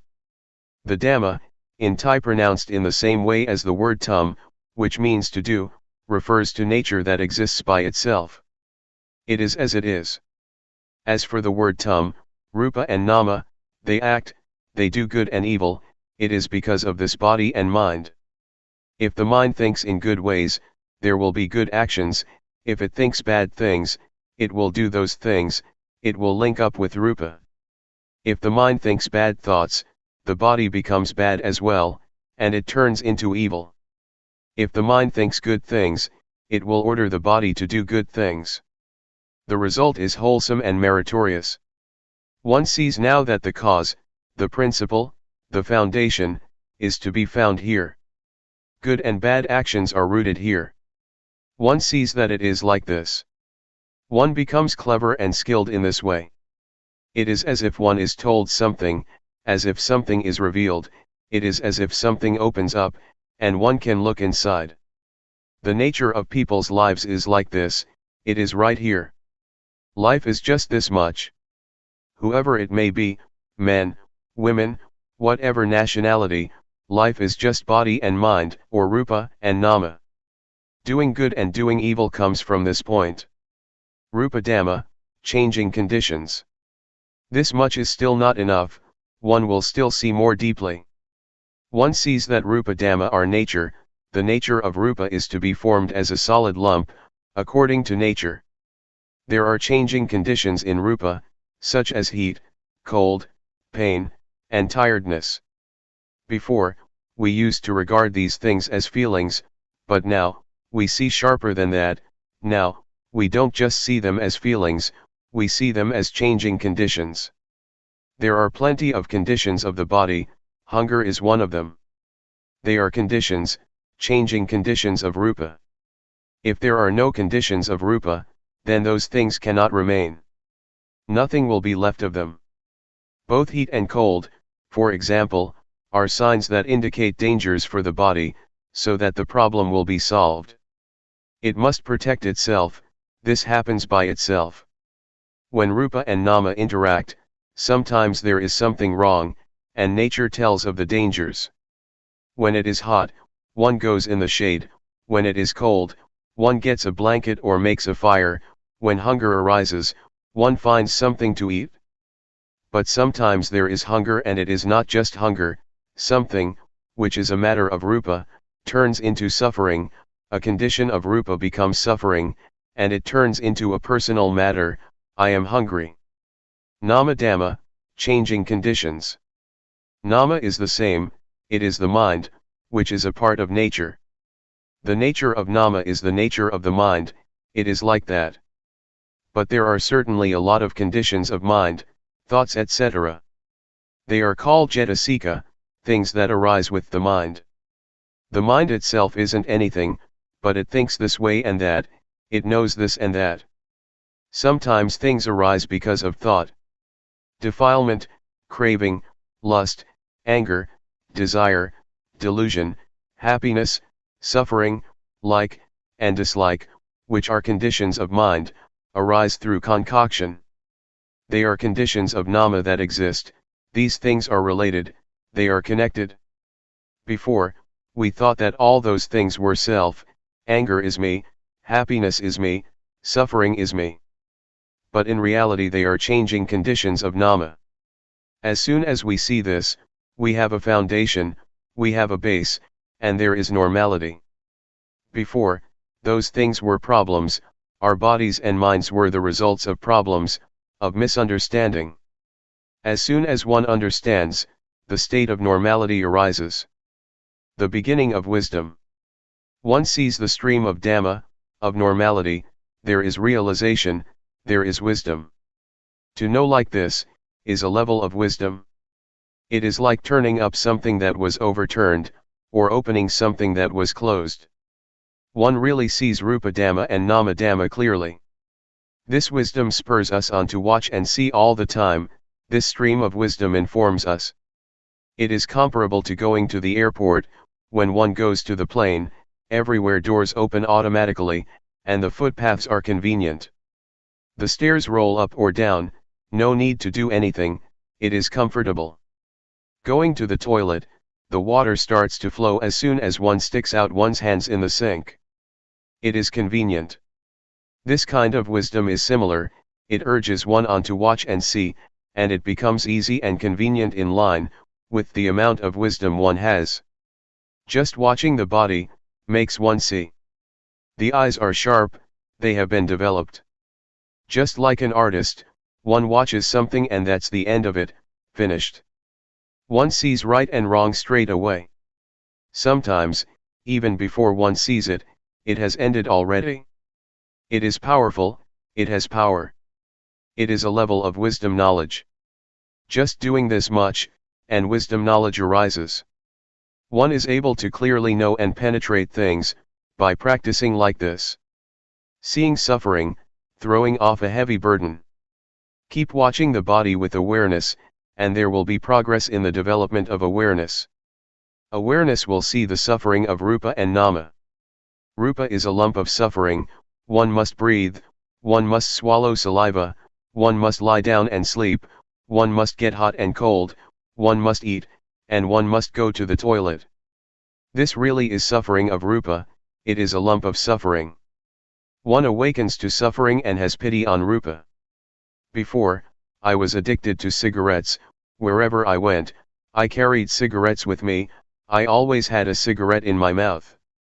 When I saw suffering, I had compassion for Rupa, smoking just dropped off. To breathe in and not to breathe out is suffering, to breathe out and not to breathe in is suffering, to eat and not go to the toilet is suffering. This really is the suffering of Rupa. How could one add more on top of that, by making it do this and that? The hands can't stay still, they restlessly move about. This makes one see suffering, a lump of suffering. I felt so sorry for Rupa that tears flowed. How did it manage to survive through these last 30 years? Before, I really didn't know all this. On seeing like this, some parts of suffering just dropped off. It is like shaking a fruit tree, a lot of fruits will fall down easily, but others don't come down, one has to pick them or use a long pole. There was still suffering, comparable to being in debt $100, and one has already paid off $70 to $80. Or compare it to carrying a weight of 100 kilograms, and one loses at least 70 kilo. The parts of suffering that dropped off really had an effect, it really was the stream of liberation from suffering. Concord between Rupa and Nama. This kind of wisdom sees Rupa and Nama, it sees the suffering of Rupa and Nama. The suffering of Nama is to think and feel sad. It refers to worry and anxiety. The suffering of Rupa is similar to that of Nama. I didn't know this before, I used to take on suffering, the more I would grasp onto it. Suffering would stay with me the whole day, sometimes a few days. I would create it with thought, I would think to myself, he insulted me, he always does that, I'm not going to give in, and so on. These kinds of thoughts are like rubbish, they are stains in the body and the mind. They are the results of information, that is not to one's liking. Nama is not being used properly. The results are no good. Nama acknowledges wrong information. It is comparable to a second-hand car, that is full of dents made by collisions. In the mind, there are stains of love, of hate, of happiness, of suffering, of getting, and of losing. There only seem to be stains and marks. As soon as I saw the suffering of Nama, I felt compassion. I saw with wisdom that I wasn't using the mind in the right way. There is a poisonous snake in the mind that makes trouble for the body, and the body creates trouble for the mind. But when awareness arises, there is concord, there is a sense of neutrality between them. Actually, a lot of harmony arises between body and mind. Body and mind no longer oppress each other, there are no more problems. Now, I know. There is realization. I see the suffering of Rupa and Nama, and the next stage is to see the disease of Rupa and Nama. The disease of Rupa refers to sickness, pain, fevers, and dangers of the body. The disease of Nama refers to impurities of the mind, craving, etc., that defile the mind and make it dirty. The disease of defilement, of craving, of happiness, of suffering, of love, and of hate, kill one, that is to say, they kill the normality of mind. This is the way it is. When I saw things like this, it was as if I was cured from a disease, just as if I went to the doctor with a stomachache, and took medicine for it. It really was like that. Seeing like this made me overcome and be liberated from problems. Knowing Rupa and Nama acting, religion is the individual. Then I understood that the actions of Rupa and Nama are good, because of this Rupa and Nama, they perform bad actions because of this Rupa and Nama. Whether it is right or wrong depends on this Rupa and Nama. And I understood religion is the individual. An individual means, a body and a mind. People from all nationalities have a body and a mind. Religion is the person. A person acts in a good or a bad way through using Rupa and Nama. One abandons evil with Rupa and Nama. Religion is your life. If one still acts, speaks and thinks in bad ways, one may recite the formula of taking refuge in the Buddha, Dhamma, and Sangha, Buddhang Saranang Gacchami etc., but one won't be a religious person. This is just religion according to registration, one hasn't yet experienced what real religion is. I understood things like this. Oh, real religion means the individual. Religions teach people to do good and to refrain from evil, this is what religion is. Knowledge enters into this, it is like a stream. One keeps reviewing things, such as Rupa Dhamma and Nama Dhamma. One sees the conditions of Rupa and Nama, whatever arises with Rupa, is a condition of Rupa, whatever arises with Nama, is a condition of Nama. They are not permanent, they are rubbish. Before, I grasped them, grabbed hold of them, I clung to conditions as being self, heat was self, cold was self, hunger was self. Before, I took those things and made them into a problem, I made all those things into suffering. Actually, it is good to be hungry, one should be thankful to hunger. Heat is the same and so is cold. If there was no hunger, things would become impossible, one would die. Before, I took it to be suffering, but when I knew like this, I felt grateful. This is not a matter to suffer over, it is just as it is. One sees the conditions of nama in the same way. Anger and suffering are things to throw out. Seeing the three characteristics, one sees that those things are not permanent. One sees the three characteristics. Seeing the three characteristics is like having a magic eye. The magic eye arises, and the three characteristics appear like a garbage bin. The conditions of rupa and nama are like rubbish that one throws in the rubbish bin. This is the way it is. If you don't see this yet, then remember this, so that you will be able to use it when the time comes. When there is anger, then regard anger as impermanent. Likewise with suffering, suffering in the mind is not permanent. Throw them in the rubbish bin. Deposit them with the three characteristics, hand them over to the three characteristics. Before, there was lots of rubbish all over the place. It was the result of the past, it was second-hand stuff.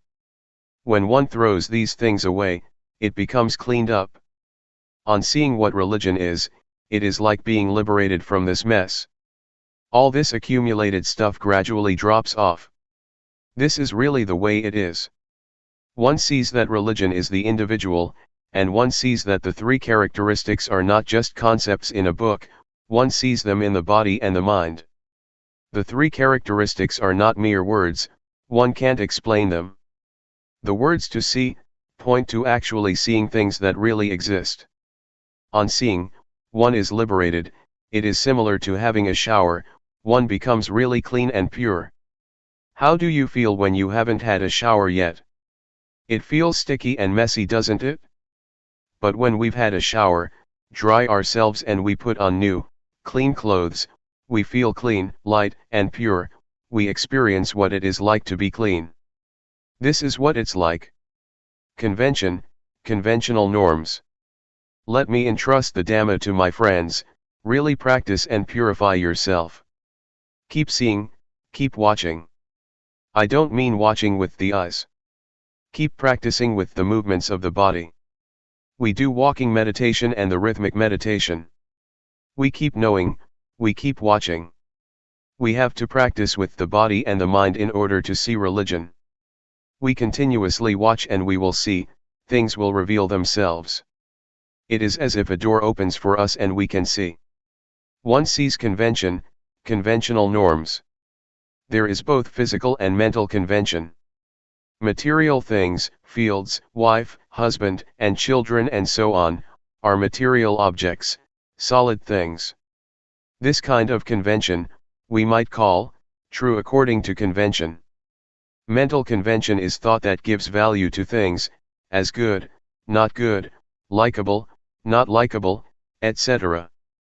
We assume things, to be like this or that, and we take convention too serious. The world is full of convention. We live in convention. Our whole life is convention. Fame and titles, material objects, possessions, houses, and whatever it may be, it is convention. We assume this and feel brave, we assume that and we are afraid, we even get angry because of convention. It is a big mess. There is so much of this convention. Objective matter, ultimate meaning, and changing conditions. There is what can be called objective matter, ultimate meaning, paramatha, and changing conditions. In and outside of oneself. Trees, mountains, the earth, the sky, and the weather, are examples of the external. We create them through convention. Originally, they are just nature, and then we go and assume them to be this and that. Internally, there are suppositions of flesh, skin, hair, and so on. The eye, ear, nose, tongue, body, mind, and their interactions with form, sound, smell, taste, etc., are a kind of objective matter. Both internally and externally, there is objective matter, ultimate meaning, and changing conditions. Many of them are connected with living beings and their lives, the world is full of them. This is what one realizes and comes to know, one understands and sees convention. Before, I depended on thought to create magical verses, to create what is good, what is wrong, and I even created merit by using thought. In the past, I created all merit from outside, by thinking, Sometimes I would think to get something good from other people, or from material things. I took refuge in external things, such as charms and talisman. I would do good actions and make merit depending on others, thinking that others would be able to give me merit, believing that to do like this and that would be meritorious. It's just thought. It's convention. The various conditions and magical chants are nothing but convention. I didn't know this before, but when I understood convention, all this magical stuff lost its allure. Before, as a magical healer, I used to teach people to depend on me, but now I must look after myself. One does what is good and what is bad by oneself. I don't get lost, convention doesn't fool me anymore. Now, for me, all words, all abuse, is just convention, praise as well as blame. It is convention that people use, but we go and take it serious. When those things are on top of us, they can control our minds. As soon as I understood this, I suddenly felt so light. This knowledge is very expansive, it is like something opening up and seeing the scenery. One watches and one really sees, on seeing the truth the mind becomes good. It's not just gladness, it is goodness. The expressway, the freeway. Sitting here, a deer comes up to me. It is watching me. The weather is just great at Carmel, USA. The atmosphere is good, the state of watching is fluent, it is very convenient. One watches all the way from the beginning. One sees, starting with the body and then the feelings. It is an eye, a magic eye, it watches and watches. It is a magic eye indeed. The beginning stages are supportive, they are like cheerleaders that back one up, it makes things easy and convenient. It is as convenient as the roads in America. It is like a freeway, a highway, there are no traffic jams, one can always keep going, one passes easily and doesn't get stuck. These freeways are very big, 8 lanes on each side, and they don't drive slowly, as in Thailand. At least 100 kilometers an hour. But one has to be careful of wild deer, they put up signs, watch out for wild deer crossing the road. One day, as I was sitting in a car going to Long Island, I saw nothing but forest for 3 hours, and I saw a car that had collided with a deer. They've made signs of a wild deer crossing the road, they don't have signs of cows and buffaloes, as in Thailand. Their freeways sure are big and wide. If one practices in the right way, it is convenient. It is right view. When right view arises, everything becomes easy. One can go on, go through. It is like that from the beginning, one steps on the right path and things become fluent, the mind is in a good state. To have the mind in a good state is to have merit. To experience the good mind, the light mind, the mind that sees reality, this is what merit is all about. Seeing like this is to close the door to the bad destinations, one is no longer foolish, one has become smart. Why get angry? One knows now. One doesn't get caught up in bad states of mind, one just watches. As awareness increases all the time, one becomes more and more skilled in it and fluent, even though it is the same old awareness. When we do something, often, it can become an art. A craftsman uses his old saw or knife, but he is skilled and gets better and better. If we were to use his saw or knife, we couldn't do the things he can. It is an art. Athletes are the same, they play for a long time and they become artists, they are fluent and they can be champions. A boxer, for example, when he trains for a long time, can win. Knowing the beginning stages is like a cheerleading team, it gives support to make progress and not to regress. Seeing thought, being a human being. If one practices in the right way and there is right view, right aspiration will arise, and then right action, right effort, and so on. Energy arises and one will see things continuously. One watches and watches and watches. And suddenly, one will see thought. When one sees thought, it happens accidentally. Before, one saw it also, from the beginning of seeing the mind, seeing Dhamma, seeing Rupa Nama is the same. But now, one is suddenly confronted with thought, one really sees it, one sees thought.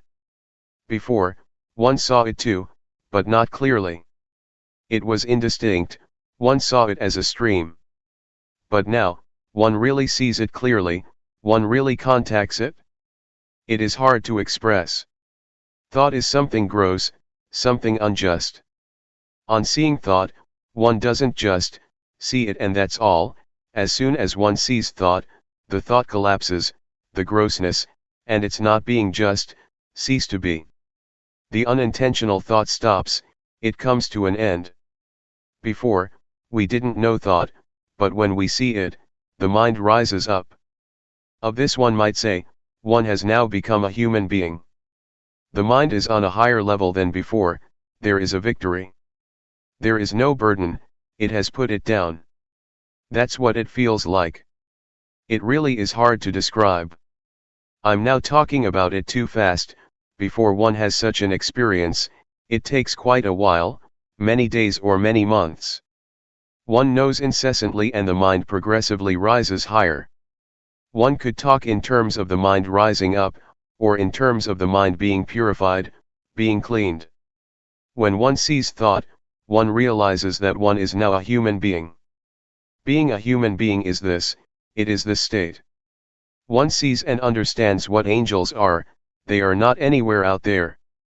To be an angel is to have a sense of shame of wrongdoing, one can under no circumstances, do, speak, or think evil things. The body, as well as speech and the mind are clean. This is what it means to be an angel. To have a sense of shame to do what is bad, is something that others cannot see. But one sees it oneself. Before, the mind could think whatever it liked, all sorts of crazy and wrong thoughts. But on seeing like this, it is as if there is virtue. One sees what angels are. I used to think that they lived in the sky, and sometimes I called for them to come and help me. Well, these days, angels are supporting me. They praise me. The door to the realm of the hungry ghosts, hell beings, thick-headed demons, and the animal realm has been closed for sure. I can guarantee that I won't get reborn in any of those realms. Now, the mind is as high as the mind of an angel, a Brahma god or a divine being. Oh, a human being is like this. The Buddha said that to be born as a human being is a great gain, it is an excellent thing. Integrated virtue, knowing the path to follow.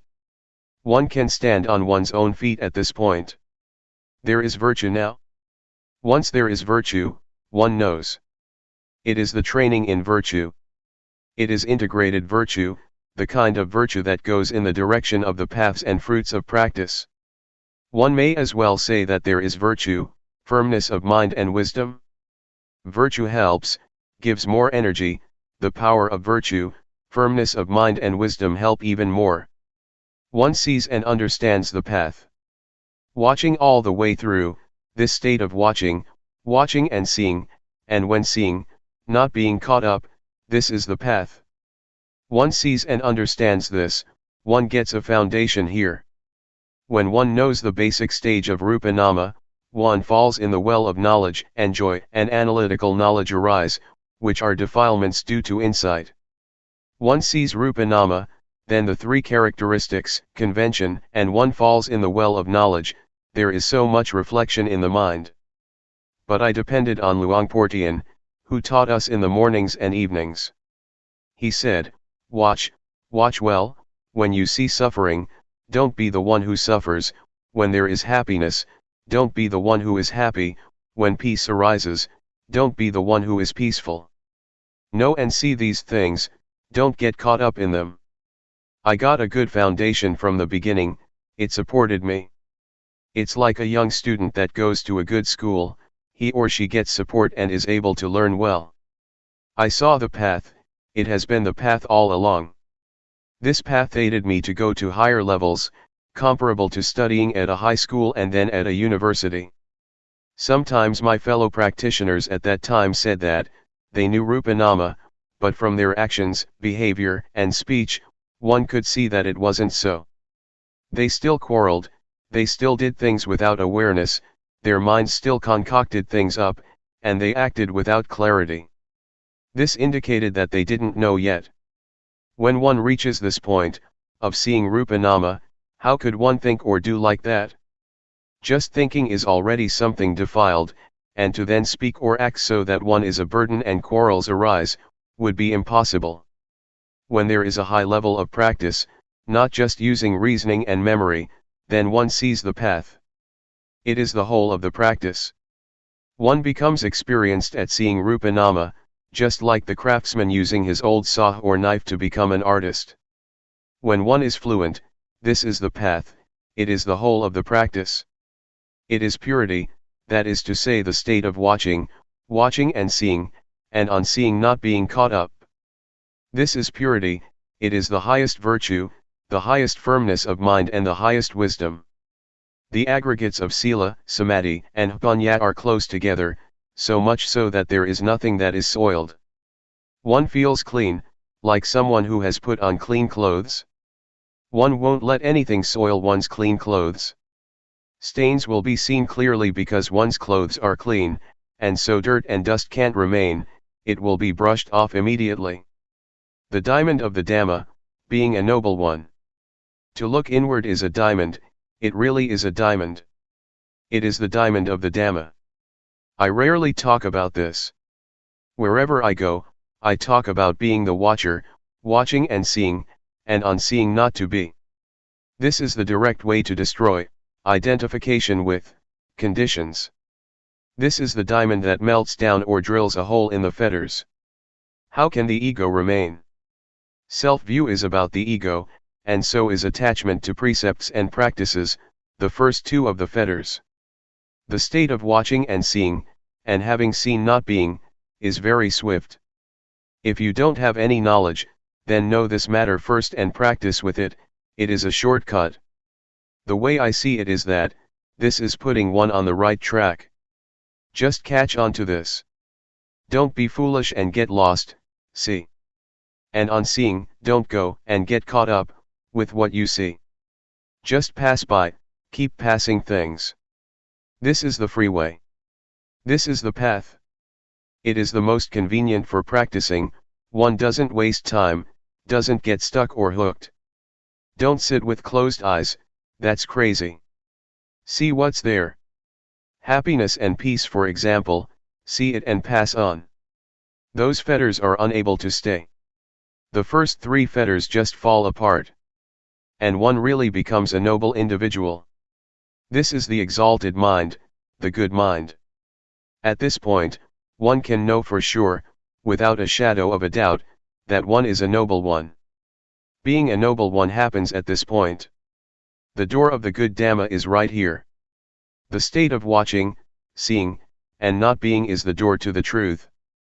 The noble Sankhya arises at this point.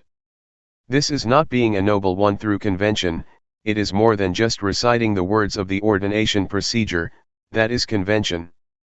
Being a monk is real in the conventional sense, but being a noble one arises at this point. The point of destroying the fetters and the ego. This realization is for the extinguishing of suffering, or the taming of defilement, it brings about coolness, one doesn't cause any trouble or danger, neither for oneself nor for others. Impurities are melted down and digested. There is no more me and mine. This is due to the power of the knowledge from the beginning stages upwards, seeing the three characteristics, convention and suffering. That knowledge is a powerful support to make progress in a dignified and bold manner. Whether it is the 3, 5, or 10 fetters, they all fall apart. There is an enormous energy that causes one to penetrate through. It is the aggregate of sila, samadhi, and panya, it is supreme virtue, supreme firmness of mind and supreme wisdom. It is complete purity, the body doesn't do anything bad, speech doesn't say anything bad, and the mind doesn't think anything bad. It is purity, it is the whole of the Buddhist way of life. Knowing jhana and jnana. The cankers of sensuality, being and not knowing, which are part of one's character, drop off, as well as defilements such as foolishness, anger, desire, delusion, and belief in all sorts of rites and rituals. They drop off by themselves, one doesn't do anything with them. It is comparable to shaking a tree that has fruits in it, the fruits come down by themselves. But some fruits, one has to pick oneself or get them down with a long pole. This state is like the simile that Luangpor Teean gave of the leech. A leech is sucking our blood, if we pull it off, it will come off, but with difficulty, one side of it comes loose but the other side is stuck. But there is a method for this. When we mix some kerosene with tobacco and squeeze it onto the leech, it will drop off by itself. In the same way, there is a method to let defilements such as the latent tendencies, the three cankers or whatever name they may have, drop off. It is not difficult.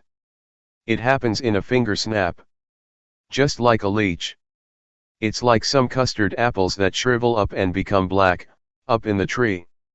In the same way, one knows and sees sensual desire, desire for forms and desire for what is formless. One understands the jhana, the first, second, third, fourth, and fifth. Each jhana has a certain number of factors, 4, 3, or 2. This is the level of refinement, the level of purity, of not being stuck. Until one is not stuck or attached at all, it is zero. Zero means that there is no value. Let me tell you, it is life where I doesn't have value, nothing is left of it, of the sense of self. Zero. The unlocking, the 5 aggregates stop working. The development of awareness reaches the state of watching. Jnana or wisdom knowledge is fixed and burns things up, nothing can stand in its way. Purity reaches its perfection. It is natural, it is the law of nature. I don't know how it happened, but the lock gets unlocked, it is as if something falls off, as if something snaps. One could say that the 5 aggregates, namely, form, feeling, perception, volition, and consciousness drop off. Before, they worked together, it was their job to do so, but now, they stopped working, they've come to a halt and they have returned to nature. Everything has gone back to nature. It's all finished, it has stopped. There is nothing left. It feels as if there is nothing left to do. The goal of life has been reached. There is vision of the unborn, the non-aging, non-sickness, and the deathless. The Buddha, the Dhamma, the paths and fruits of practice, Nibbana, and the noble Sangha really exist. This reflects back to my father and mother who painstakingly raised their children. It is natural for parents to do that. They do so in order to let life reach its final destination. Well, it has been worthwhile. This happened at the time of having the midday meal. Usually I didn't have a midday meal, because Luangpor Teean said that he wanted us to practice continuously, and effectively in developing awareness. And so I asked my friends for the opportunity to not get involved in the various activities. In case I would not show up for the meal for over 7 days, then to come and check on me. But if I would fast for 2, 3 days, then there was no need to come and ask what was going on. If I wanted to eat I would come, and if I didn't want to eat I wouldn't come. That's what I said. That day, I came for the meal. I had the meal together with Luangpor Teean. As I was eating, I watched myself, there were just processes. A hand with 5 fingers taking a lump of rice and putting it into the mouth was just a process. Talking, eating, sleeping, they are all just processes. They are not intentional actions, karma. It was really utterly finished. After the meal, the other monks all left, but I kept sitting there. Luangpor Teean asked me, "What's up?" I told him, "I've come to the end of things, Luangpor, there is nothing left." Luangpor Teean said, "It's an art, isn't it?" "Yes, it is, Luangpor." Next, Luangpor said, "Just practicing this much and you get these results. Does the Buddha really exist?" "Yes." "Do the paths, fruits, and Nibbana really exist?" "Yes, they do." "Is there a noble Sangha?" "Yes, there is." "Helping people to get rid of suffering is one's duty." Then, he said, teaching people to know like this, is better than making merit by building a monastery, a ceremonial hall or material things. We have to work together, doing our duty to teach people to overcome suffering. This is the profound past of my life. I remember a big tree that gave lots of shade. My hut was on the east side of the monastery. The Buddhayana Forest Monastery. It was there that my life changed. These memories are deeply embedded in my heart. May you listen to these words with earnestness, don't bother about who it is that is speaking the words. In memory of Luangpor Teean. I bow to the Buddha, the Dhamma, and the Sangha. I pay respects to the senior monks and all fellow practitioners, and blessings to all of you lay people and upright men and women. This is the time to listen to Dhamma, as we do every morning and evening. I will talk about things that we are practicing with, things that we can use in our study of the Dhamma. This can bring about a balance, a point of understanding and realization. The more we take the opportunity to practice, to develop awareness, to make contact with awareness, to let the body experience awareness, the more we see delusion. What is delusion? How does the experience of awareness differ from delusion? It is a lesson for us to see these things that are happening within. Being aware is to experience things directly. It is not thought. It is not reasoning, or anything to do with like and dislike. That is not the way we study. Rather, we practice. We have the intention to build up awareness. Delusion is ahead of us, but we see it clearly. Delusion can come from many causes. It can come from thought, or it may arise by way of the eye, ear, nose, body, or mind. Both internal and external conditions are involved. Delusion arises, even though that is not our intention. We see it. This state of seeing is a realization. Anything that one realizes is a matter of practicing Vipassana. To meditate means to develop a lot of awareness. Being diligent to know, is what meditation is. We recognize when there is no knowing. For example, we see feelings, we didn't ask for them to arise, they arise by themselves. They arise in the body, rupa, and in the mind. We see them, we don't deny anything whatsoever. We don't deny what arises, anything that is connected with the body and the mind. This is the way that Luangpor Teean teaches. And so we follow what our teacher says. He is our example. He would teach and he was an example by his behavior. This is what we take as our standard. We can learn through external means such as the movements with arms and hands. We can learn to feel the movements. This is what Luangpor Teean taught. And further, he taught to see the various changing conditions, such as thoughts and feelings, and to not be caught in them. For example, thought, to see thought, not to go into thought, to see the mind thinking. He taught very clearly. But some people don't understand. The words are easy to say, but when we practice, we can't do it. We use thought in our practice, which only messes things up. Luangpor Teean said to know in a direct way. See thought, don't be tangled up in thought. That is the right way. And having seen it, we return to awareness of the body. We should take an interest in the movements of the body. Just doing that much can put a stop to thought. It's easy. What makes things difficult is that we go and mess with thought. Whatever arises in the body or the mind, it is our duty to be the watcher. The function of awareness is to watch, not to deny anything. There are many things to watch, so we shouldn't get carried away with things. Somebody who practices according to Luangpor Teean's method of being aware of bodily movements, is one who has steadiness and clarity within.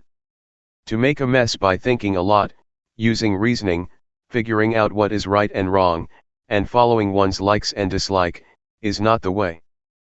Practice directly, just be interested in this one thing. Awareness. Fix on the movements. It is not hard to be aware, actually, it's easier than being caught in things. Any sensation in the body will do, and one will be able to catch the feeling of awareness. Make yourself skilled in being aware of the body, it is a training. But make it clear, To know clearly is the first step, do it the right way and see clearly. For example, we put our hands on the knees. We really know that our hands are on the knees. Whoever may say that we don't know, that's their business. Turning up the hand, we know. The objects that we know really exist. They are objects that we experience for ourselves. Raising the arm, we know, it is a clear knowing. It is an answer or solution in itself. However we move, we know. Besides this knowing, we see the feelings that arise, crystal clear. We don't get caught up in feelings. We see the feelings, and that is the solution. Anything that arises in the body or mind, that we see clearly, is a solution in itself. One sees thought, for example, and thought cannot fool one anymore. One sees feeling, and feeling can no longer fool one. Every time that something arises, one is ready to respond. One gets a foundation that makes one pass on all the time. If one gets caught up in something, it stands out. For example, one becomes happy or sad, and there is a self in those feelings. Or there is a self in thought, thought takes us to right and wrong, to like and dislike, and so it becomes a long story. But if we just see it, it is very short. Just knowing it, oh, I know already. Whatever thought it may be, it is just thought. Whatever feeling it is that arises, it is just feeling. It is not anything else. But when we are not aware, we don't know, we don't see it. And we are fooled by the convention in thought and feeling. If we catch on to the main principle, the development of awareness through using movements, is extremely convenient. The various postures are a big aid. There are many ways to escape. There are so many occasions to find a path. But if we go and think about practice, getting involved in what we like and dislike, then it becomes a long story. For some people, just ordinary thinking is already a problem, and everything gets messed up. But if one knows, there is no problem. We just simply see that the mind thinks. This is thought. Then, we can return to the movements. We keep watching and wisdom arises, seeing the body and the mind gives rise to wisdom. But in the beginning, maybe nothing will happen. But establish a foundation, by making the movements with the hands and arms. The ability to watch will develop itself. A discovery will take place. One discovers that the body really is, just, rupa, there is not any self to be found there. Rupa is part of nature, and many conditions manifest in it. Feeling, for instance, is a condition of rupa. Heat, cold, pain, and hunger, are conditions of rupa, and so we solve these problems. Once we have a foundation and we see that they are conditions of rupa, we become skilled. Nothing is concealed for us any longer. The various conditions line up to show us what they are. They reveal themselves. One knows all about rupa now. This is wisdom knowledge, that penetrates all matters that are concerned with rupa. One has discovered all of it. At the moment that these things arise, one is able to solve the problem, one knows now. Whenever feelings arise, it is their business. One understands this now. There is no self in feelings of hot and cold, or in hunger and pain. In short, it's all just feeling. Wisdom knowledge arises, realization, one penetrates the three characteristics of impermanence, valuelessness, and non-selfhood. The result is zero. This means that nothing remains of rupa, there is no more self in rupa, it has all been given back to nature, according to reality. This realization could be called a discovery, a seeing, or one might call it liberation, vimutti. As soon as one sees clearly, liberation takes place automatically. Just as when we see a snake, the snake doesn't bite us. Or when we see thorns, we won't step on them. The state of seeing is the most excellent thing, it is sufficient, it is virtue, firmness of mind and wisdom in itself. The state of seeing is insight meditation in itself. The various conditions don't delude us. We're smart in the ways of Rupa, they disclose themselves. Nature teaches us. It teaches us what impermanence, valuelessness, non-selfhood, heat, cold, happiness, suffering, etc., are like. This is wisdom. One understands all things. Nama, or the affairs of the mind, are the same. When one sees Rupa, one will inevitably see Nama. One sees that they are a pair, they are both movements in a person who is not dead. These movements, especially thoughts, can be poisonous and dangerous, if we don't know and understand them. Then it becomes a big deal. But the bottom line is that, it is all just nama dhamma, mental phenomena. Someone who is still alive tends to think. And thought is not anything mighty. But in particular, unintentional thoughts make up a long story if we are not aware. It is the birthplace of many, many things. Defilements, craving, lust, anger, desire, delusion, love, hate, and so on. All these things are rooted in thought.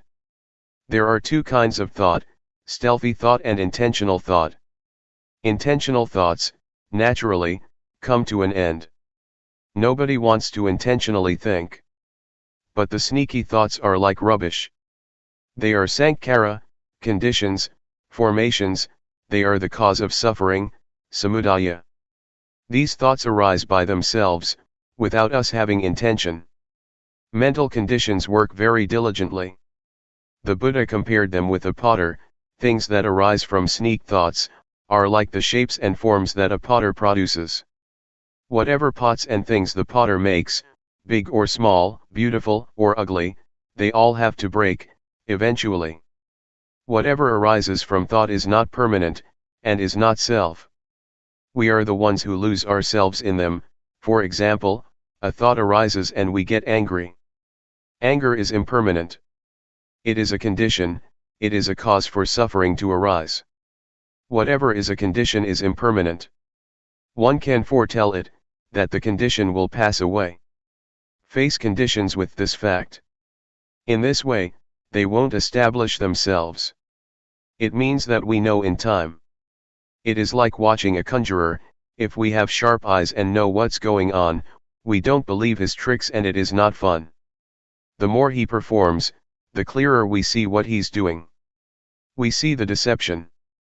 What is happening in our minds is just the same, we see what happens clearly. We see the trickery, maya, of rupa nama, of objective matter and all kinds of changing conditions. We realize this. We don't go along with it. And so it stops. We are free now. This really is topmost wisdom. The method of developing awareness by making use of movements is a shortcut, it is straight and suitable for everyone. It is a universal principle. Everybody has the same problem.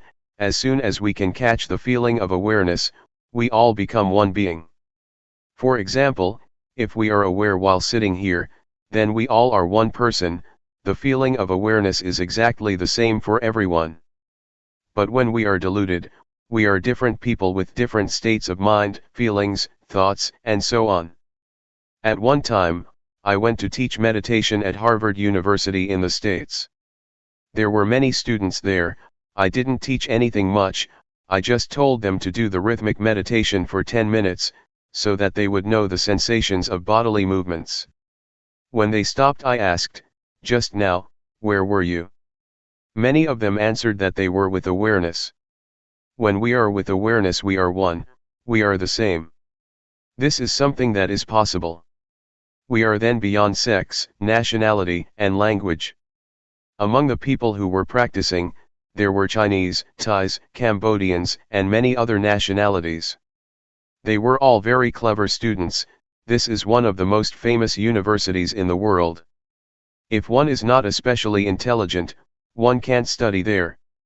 In Thailand, we have a doctor who took ordination at Sukatho Forest Monastery, the place where Luangpor resides. He got a PhD at Harvard. He was the one to take us there. He also gave the same answer. Awareness is not male or female, it is not young or old, it has nothing to do with being a monk or a layperson. Awareness is awareness.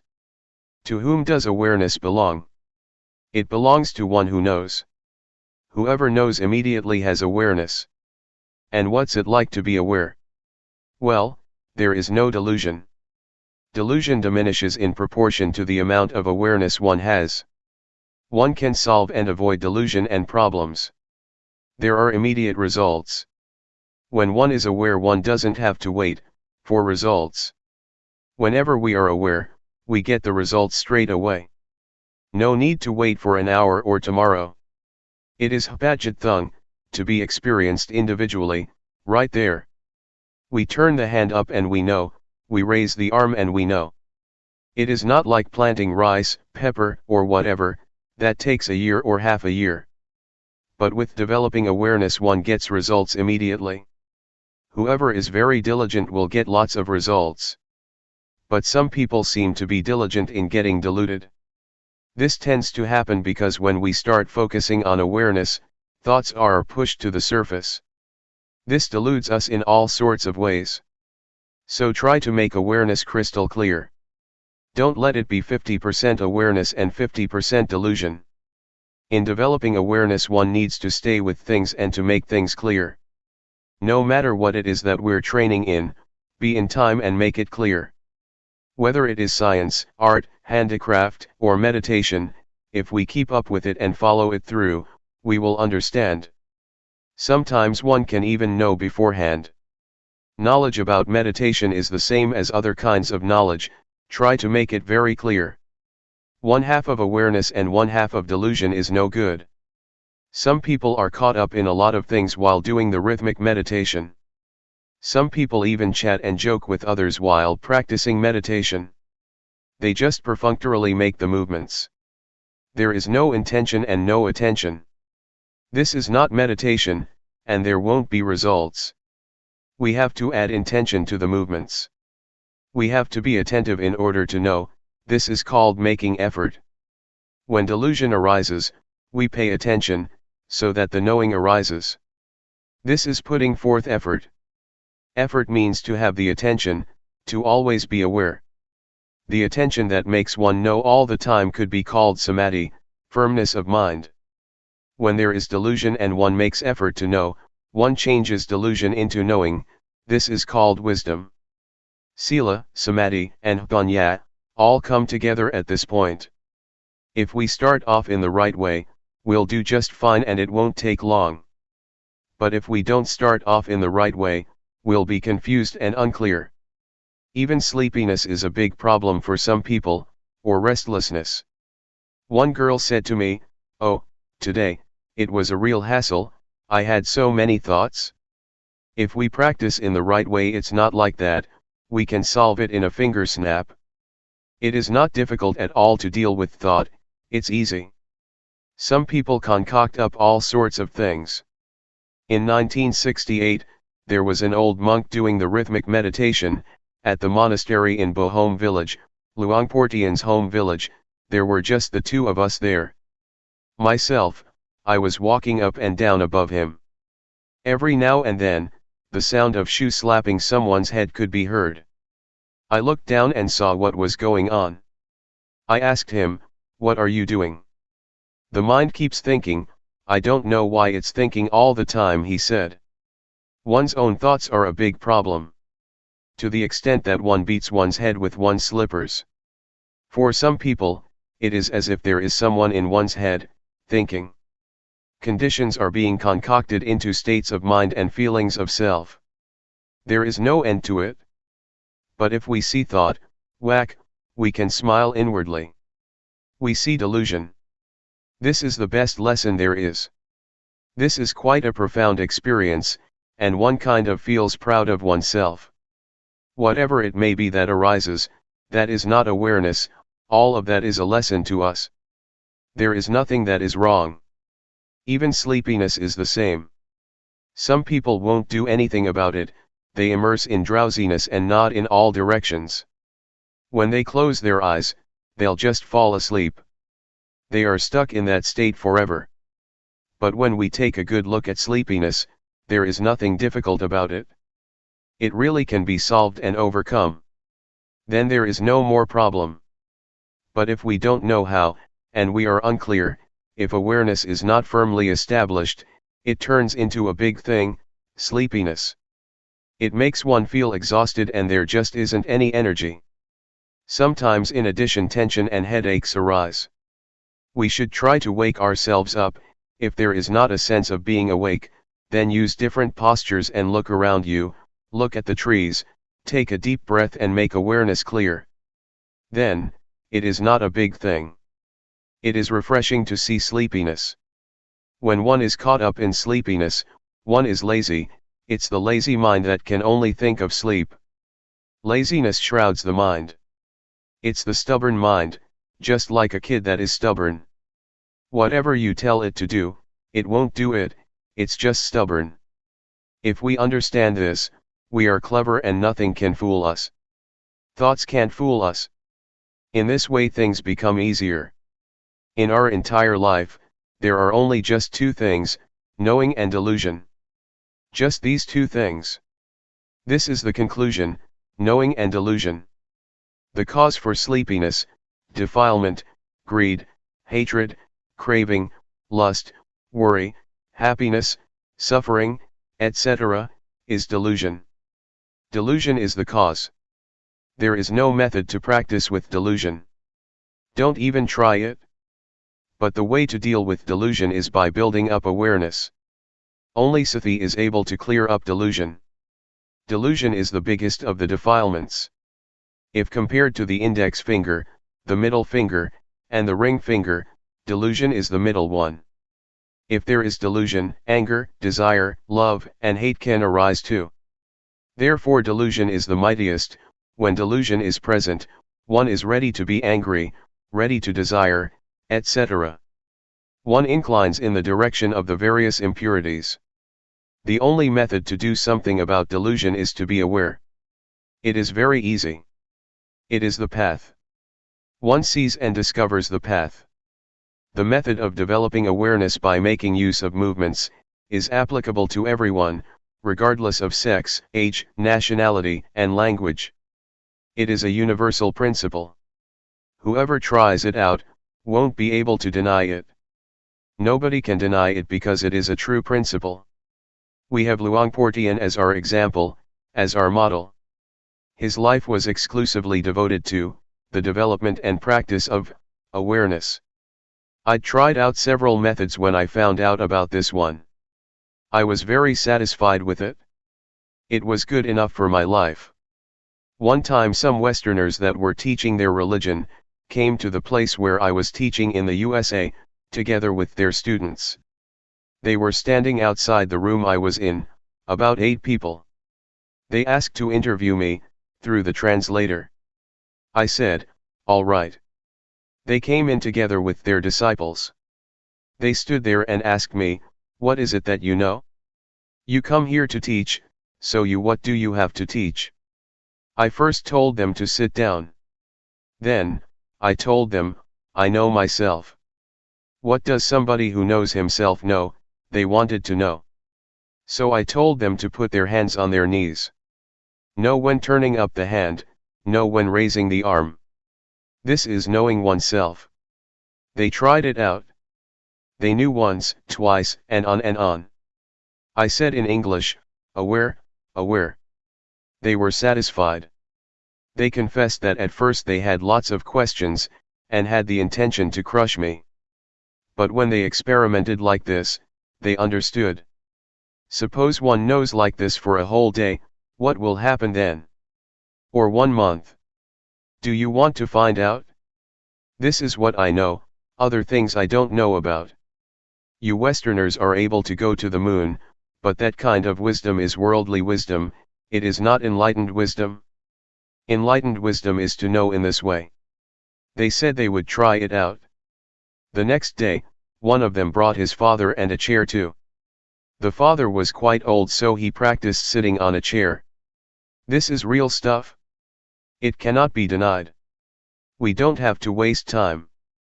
This is a true principle of life. Everybody who is sitting here has a body, rupa, we're all the same in this respect.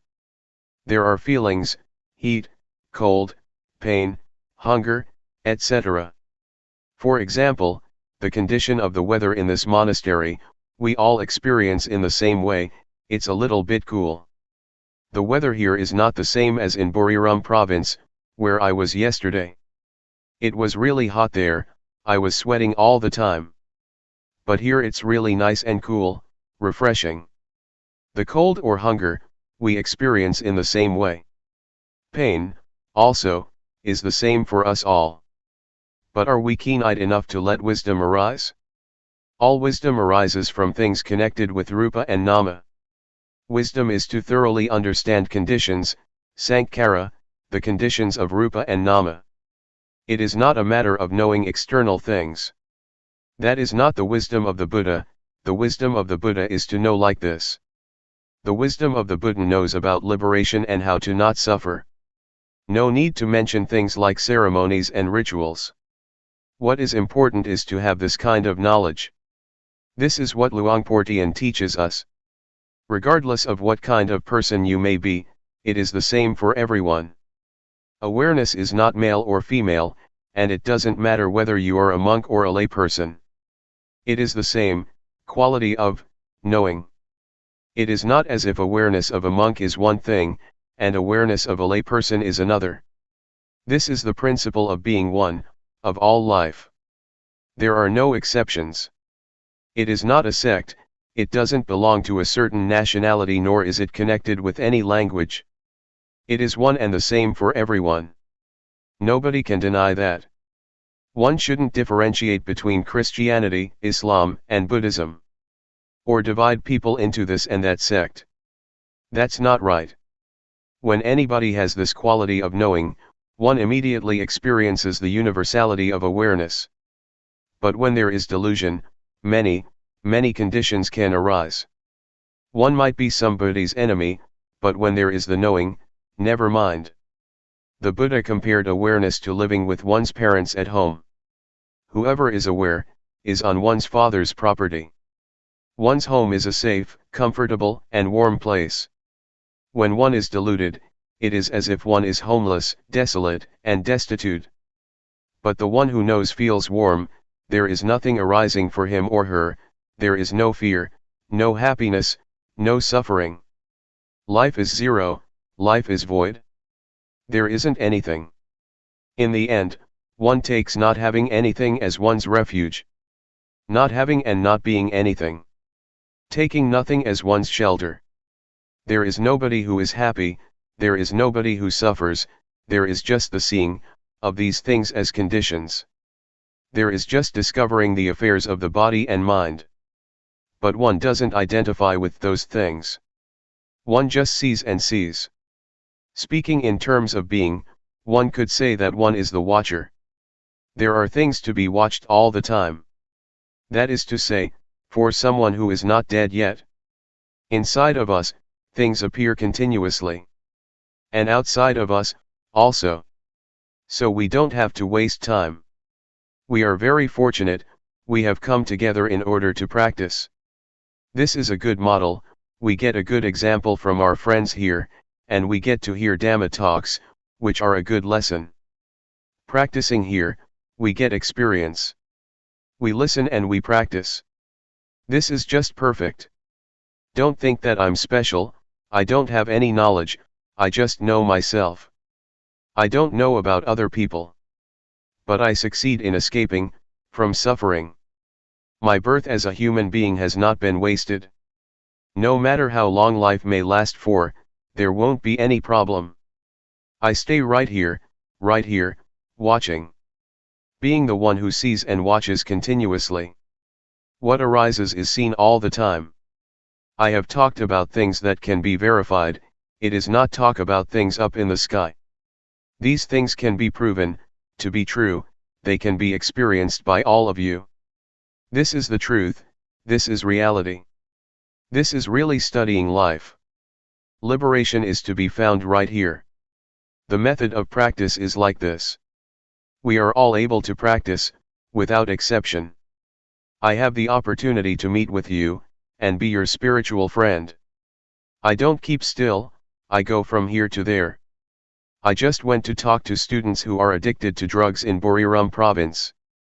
The Ministry of Education checked and found out about this drugs problem, and tries to take care of it, relying on the monastic community. So I went over to help out. It is a good thing, they are determined to practice. This practice is real.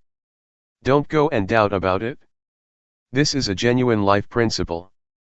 The foundation of religion, of the overcoming of suffering, of liberation, is right here. It is to be found in every rupa and nama, i.e. in every one of us. Everybody has determination and purity of mind, the mind inclines to the right direction. May that determination and purity be the power for you, to meet the truth, Satjadhamma, that is to say the state beyond birth, aging, sickness, and death. May you all discover that in this lifetime. Dhammaroot. Throughout the time that we spend together here, may you determine to train yourself, depending on the postures of walking meditation, and rhythmic meditation while sitting. Move your hands and arms as has been instructed, and see and be aware of getting up, walking, sitting, and other movements of the body in the various postures. Fix on awareness, build up awareness and stay with awareness a lot. Be aware when your mind thinks of this and that and goes to other objects, because it will abandon the watching and seeing of the present, existing posture. Know how to put down thoughts and moods, pull yourself away, and come back to watch and see the movements of the body. Train yourself to be skilled at this point. Establish awareness properly. Take this way of practicing to be your work, depending on this body as the base. See rupa moving and see nama moving. These actions, of body and mind, are kamma, intentional. Train to see the basics of life. The first aspect of life that we will really see is rupa and nama. See it like this. Know which part is rupa and which part is nama. Rupa is this body of ours, that moves to and fro in the various postures, such as walking and sitting. Nama is feeling and thought, that which orders the body to move this way and that, it orders one to love, to be angry, to be delighted and to be sad. It orders one to go here and there. All of that is the state of nama. All of it is a movement of the mind. This is called nama acting. In reality, to get to see rupa nama and to be able to differentiate between them, takes rather a long time. This is because our minds are used to thinking, they are used to being carried away by moods. Whatever object arises, completely takes one in, a thought of anger arises and one becomes angry, whatever one indulges in, one gets overwhelmed by. But as soon as we fix on being within limits and establish awareness, those moods that used to be so powerful, now express a reaction. Some people do walking meditation for a little while and get sleepy. Some people practice the rhythmic meditation and become restless, their minds go all over the place. They struggle hard and feel uncomfortable, burdened, they have headaches and tight feelings in the chest. There are these troublesome things that come up all the time, they are obstacles. Understand this to be ordinary. Don't be annoyed, uncomfortable and burdened by those various manifestations. Establish awareness, hold on to awareness well. Whatever states or conditions arise during the practice of meditation, recognize them, see them. Have crystal clear awareness. Recollect what your main duty is. It is to cultivate awareness, and to see the body as it is moving in its present posture. This is the foundation.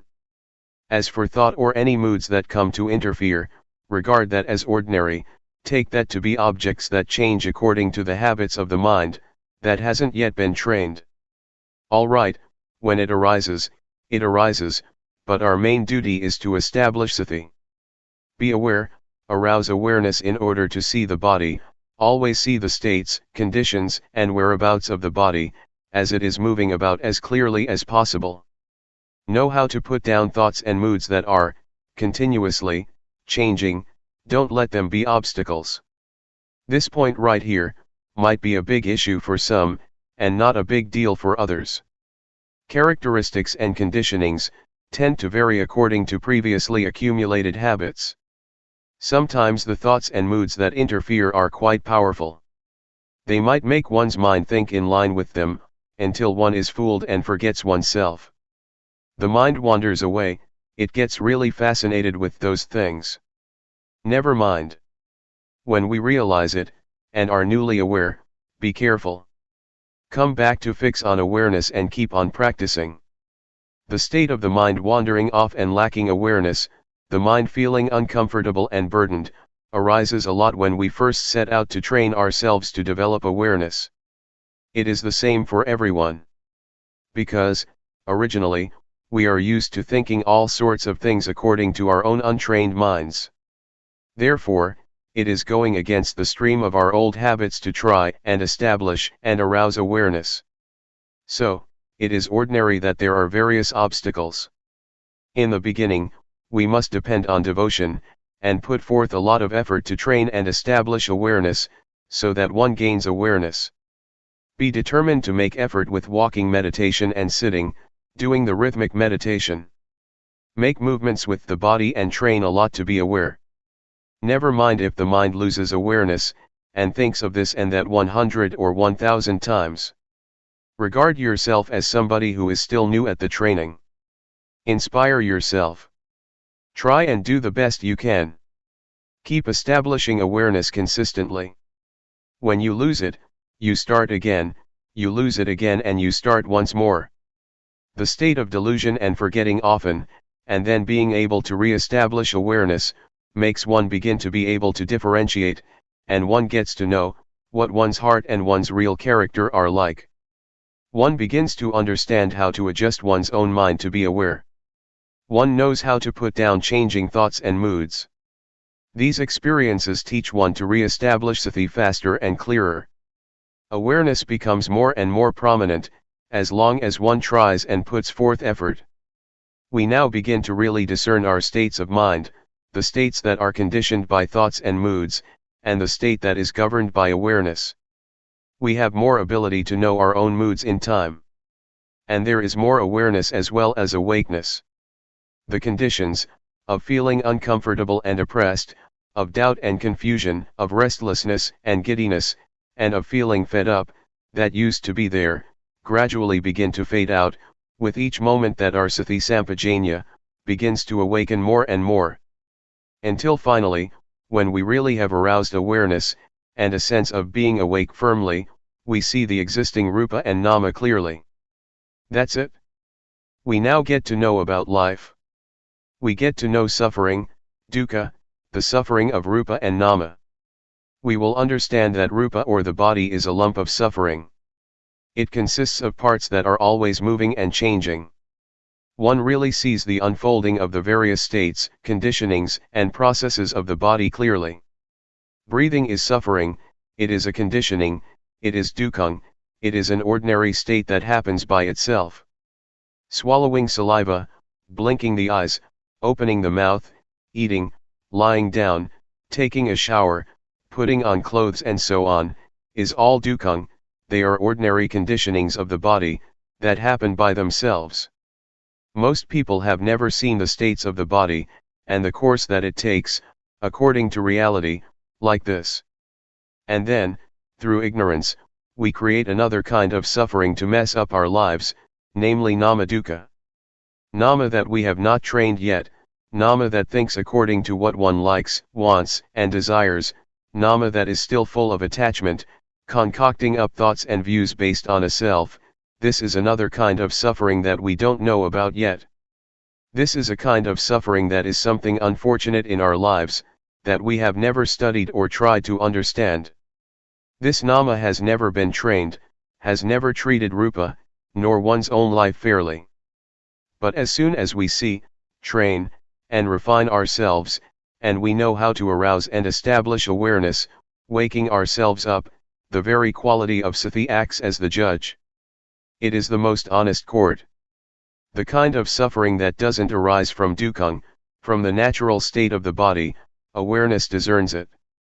Awareness brings it to a halt. Nobody can stop dukkha, the ways of the body and of life.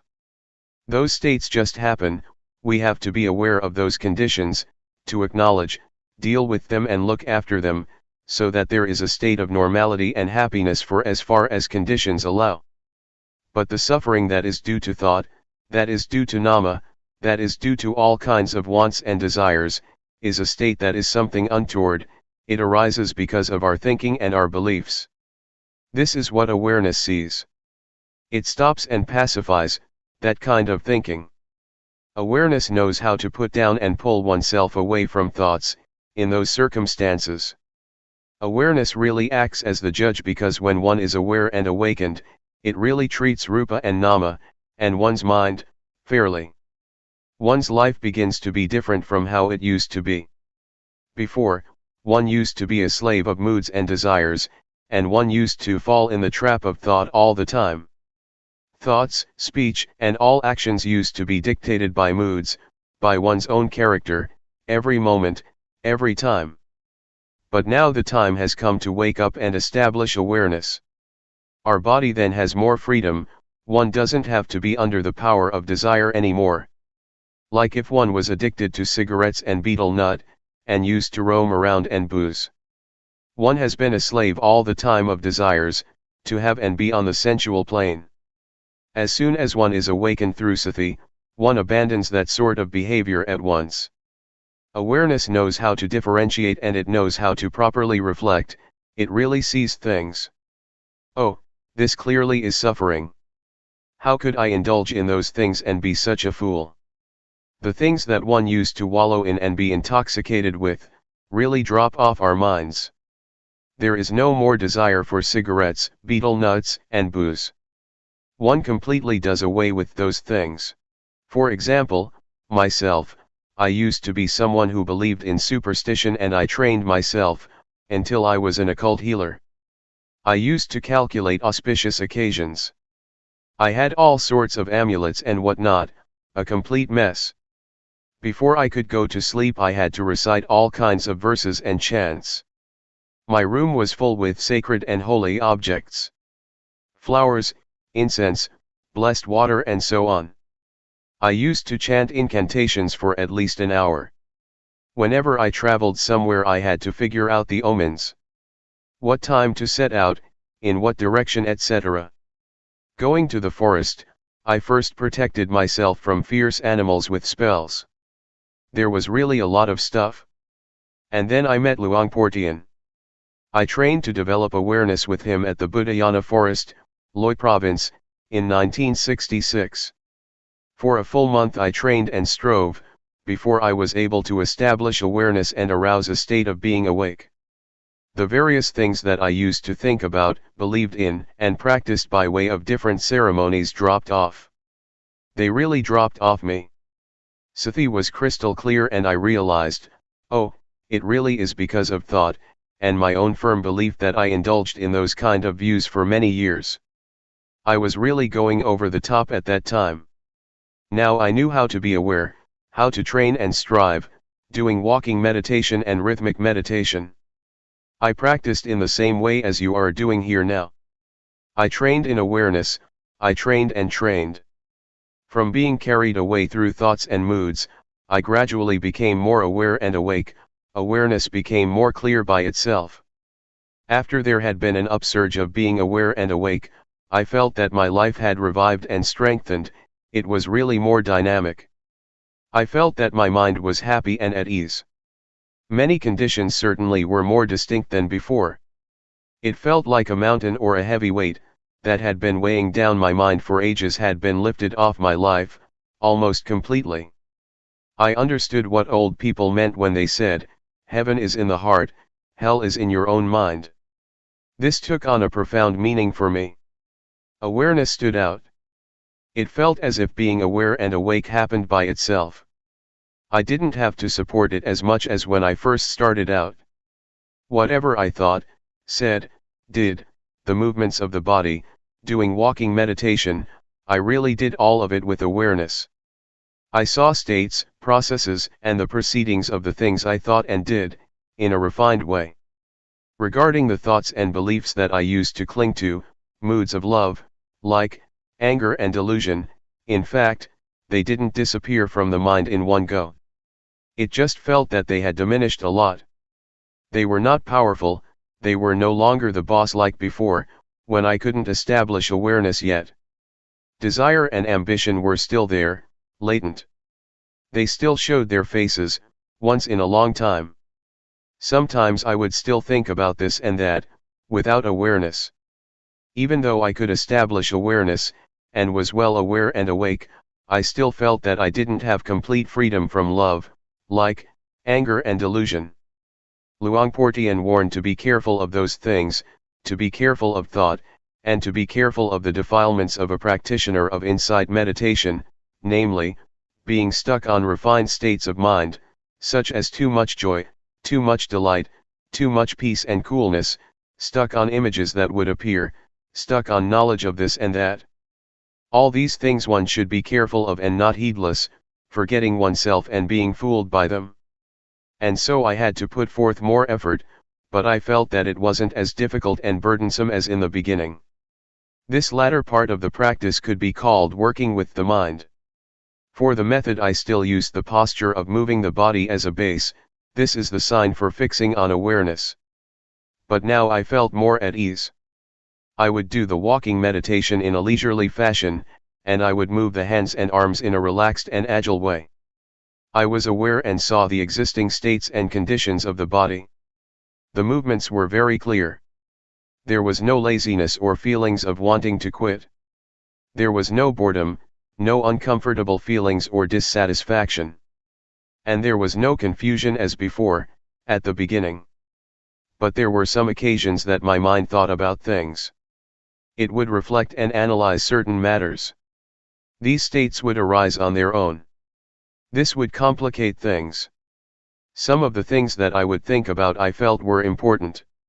For example, I would explain the Dhamma, in my mind, to someone I cared for, such as my friends or my family. Sometimes I would investigate and try to find an answer to a Dhamma question. I felt that each matter that I reflected on was important. And so, at times I would forget and just get caught up in thinking. The various thoughts that would appear at times were old habits. They were cankers flowing outward, asava, they were manifestations of views and opinions, they were thoughts and beliefs in various forms of myself. They would spring up sometimes. Therefore, during the time that one is working with the mind, and one sees the states of mind, and one's own thinking, one really needs to be aware and awake and to be able to establish awareness. One has a perspective. No matter what one is thinking about, and no matter how important it may seem, always be aware clearly and see those conditions arising.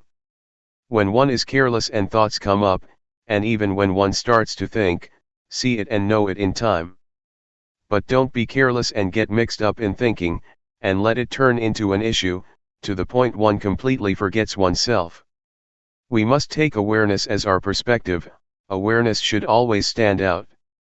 Then, one can really let go and put down those images, without grasping or paying attention to them. Always come back to being aware. Regardless of how powerful, delightful, or awful thoughts may be, establish awareness and make it into a foundation. When thoughts arise, let them be there, but, see their characteristics. Just be clearly aware and don't get mixed up with thought. Neither encourage nor obstruct thoughts. Do it like this. Hold on to this principle. It won't be long and those thoughts will stop on their own. They will fade and disappear by themselves. They will turn into rising images. Just watch, see, and know their temporary rising and passing. In the end, awareness will still be as stable and prominent as it originally was. Actually, the method here is the same as when we first trained to establish awareness. The only difference is that, in the beginning of our training in the development of awareness, we put emphasis on establishing awareness, on breaking through the encirclement of the various objects, and so we give emphasis to focusing on the movements of the body. We do this exclusively in order to have a foundation, or sign in training in the setting up of awareness.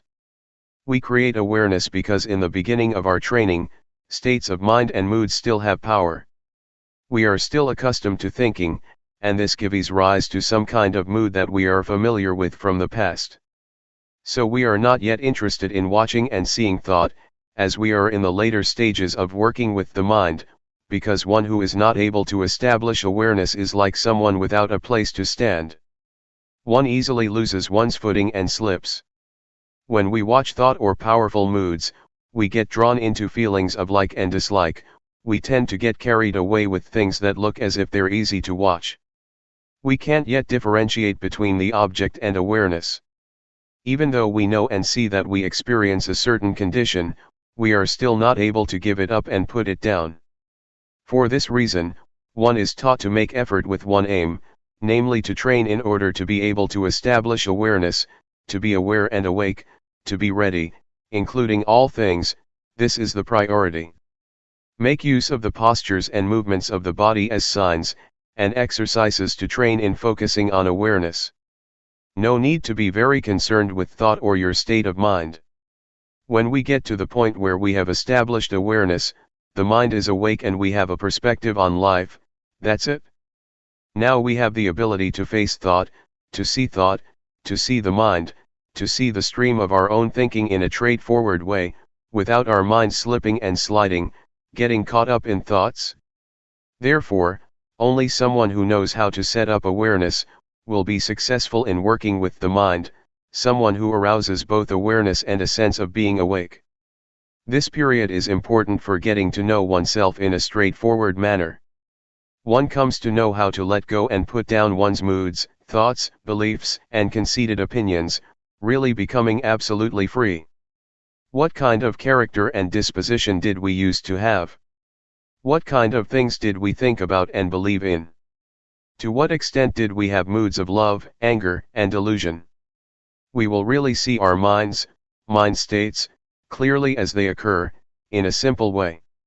From the conditionings of mind that come up in thoughts, turning into moods, issues, and various matters, periodically or momentarily, Jnanadasana, knowledge and vision, arises, one really gets to know oneself.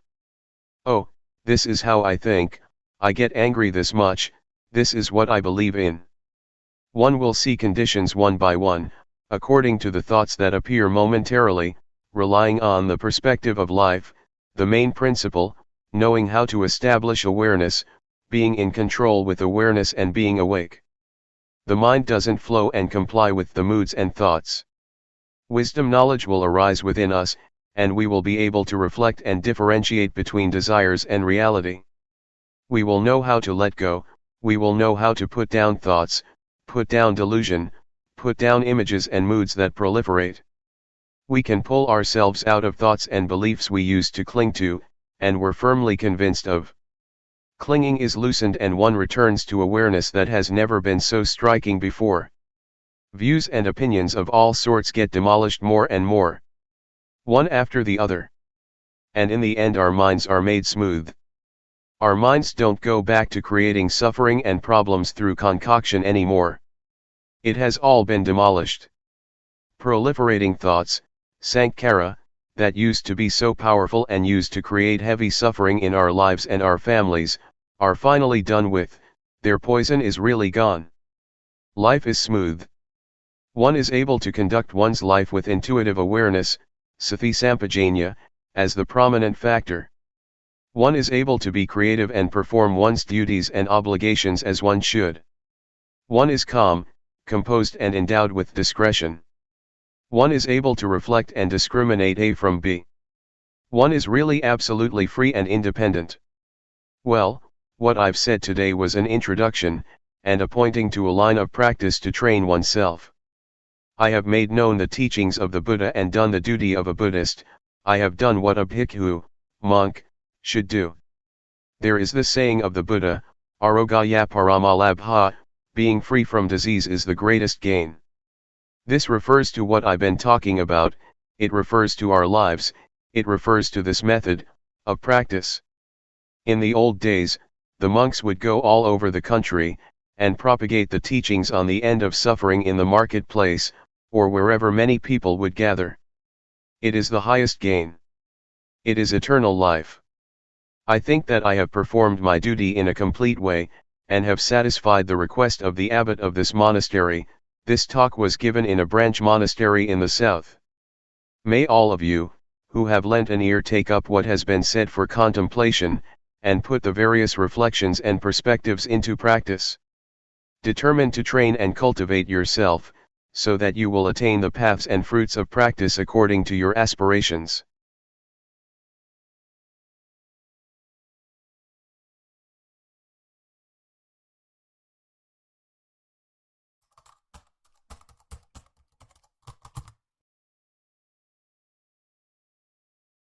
May all beings be at ease, whatever living beings there may be, whether they are weak or strong, omitting none, the great or the mighty, medium, short or small, the seen and the unseen, those living near and far away, those born and to be born. May all beings be at ease.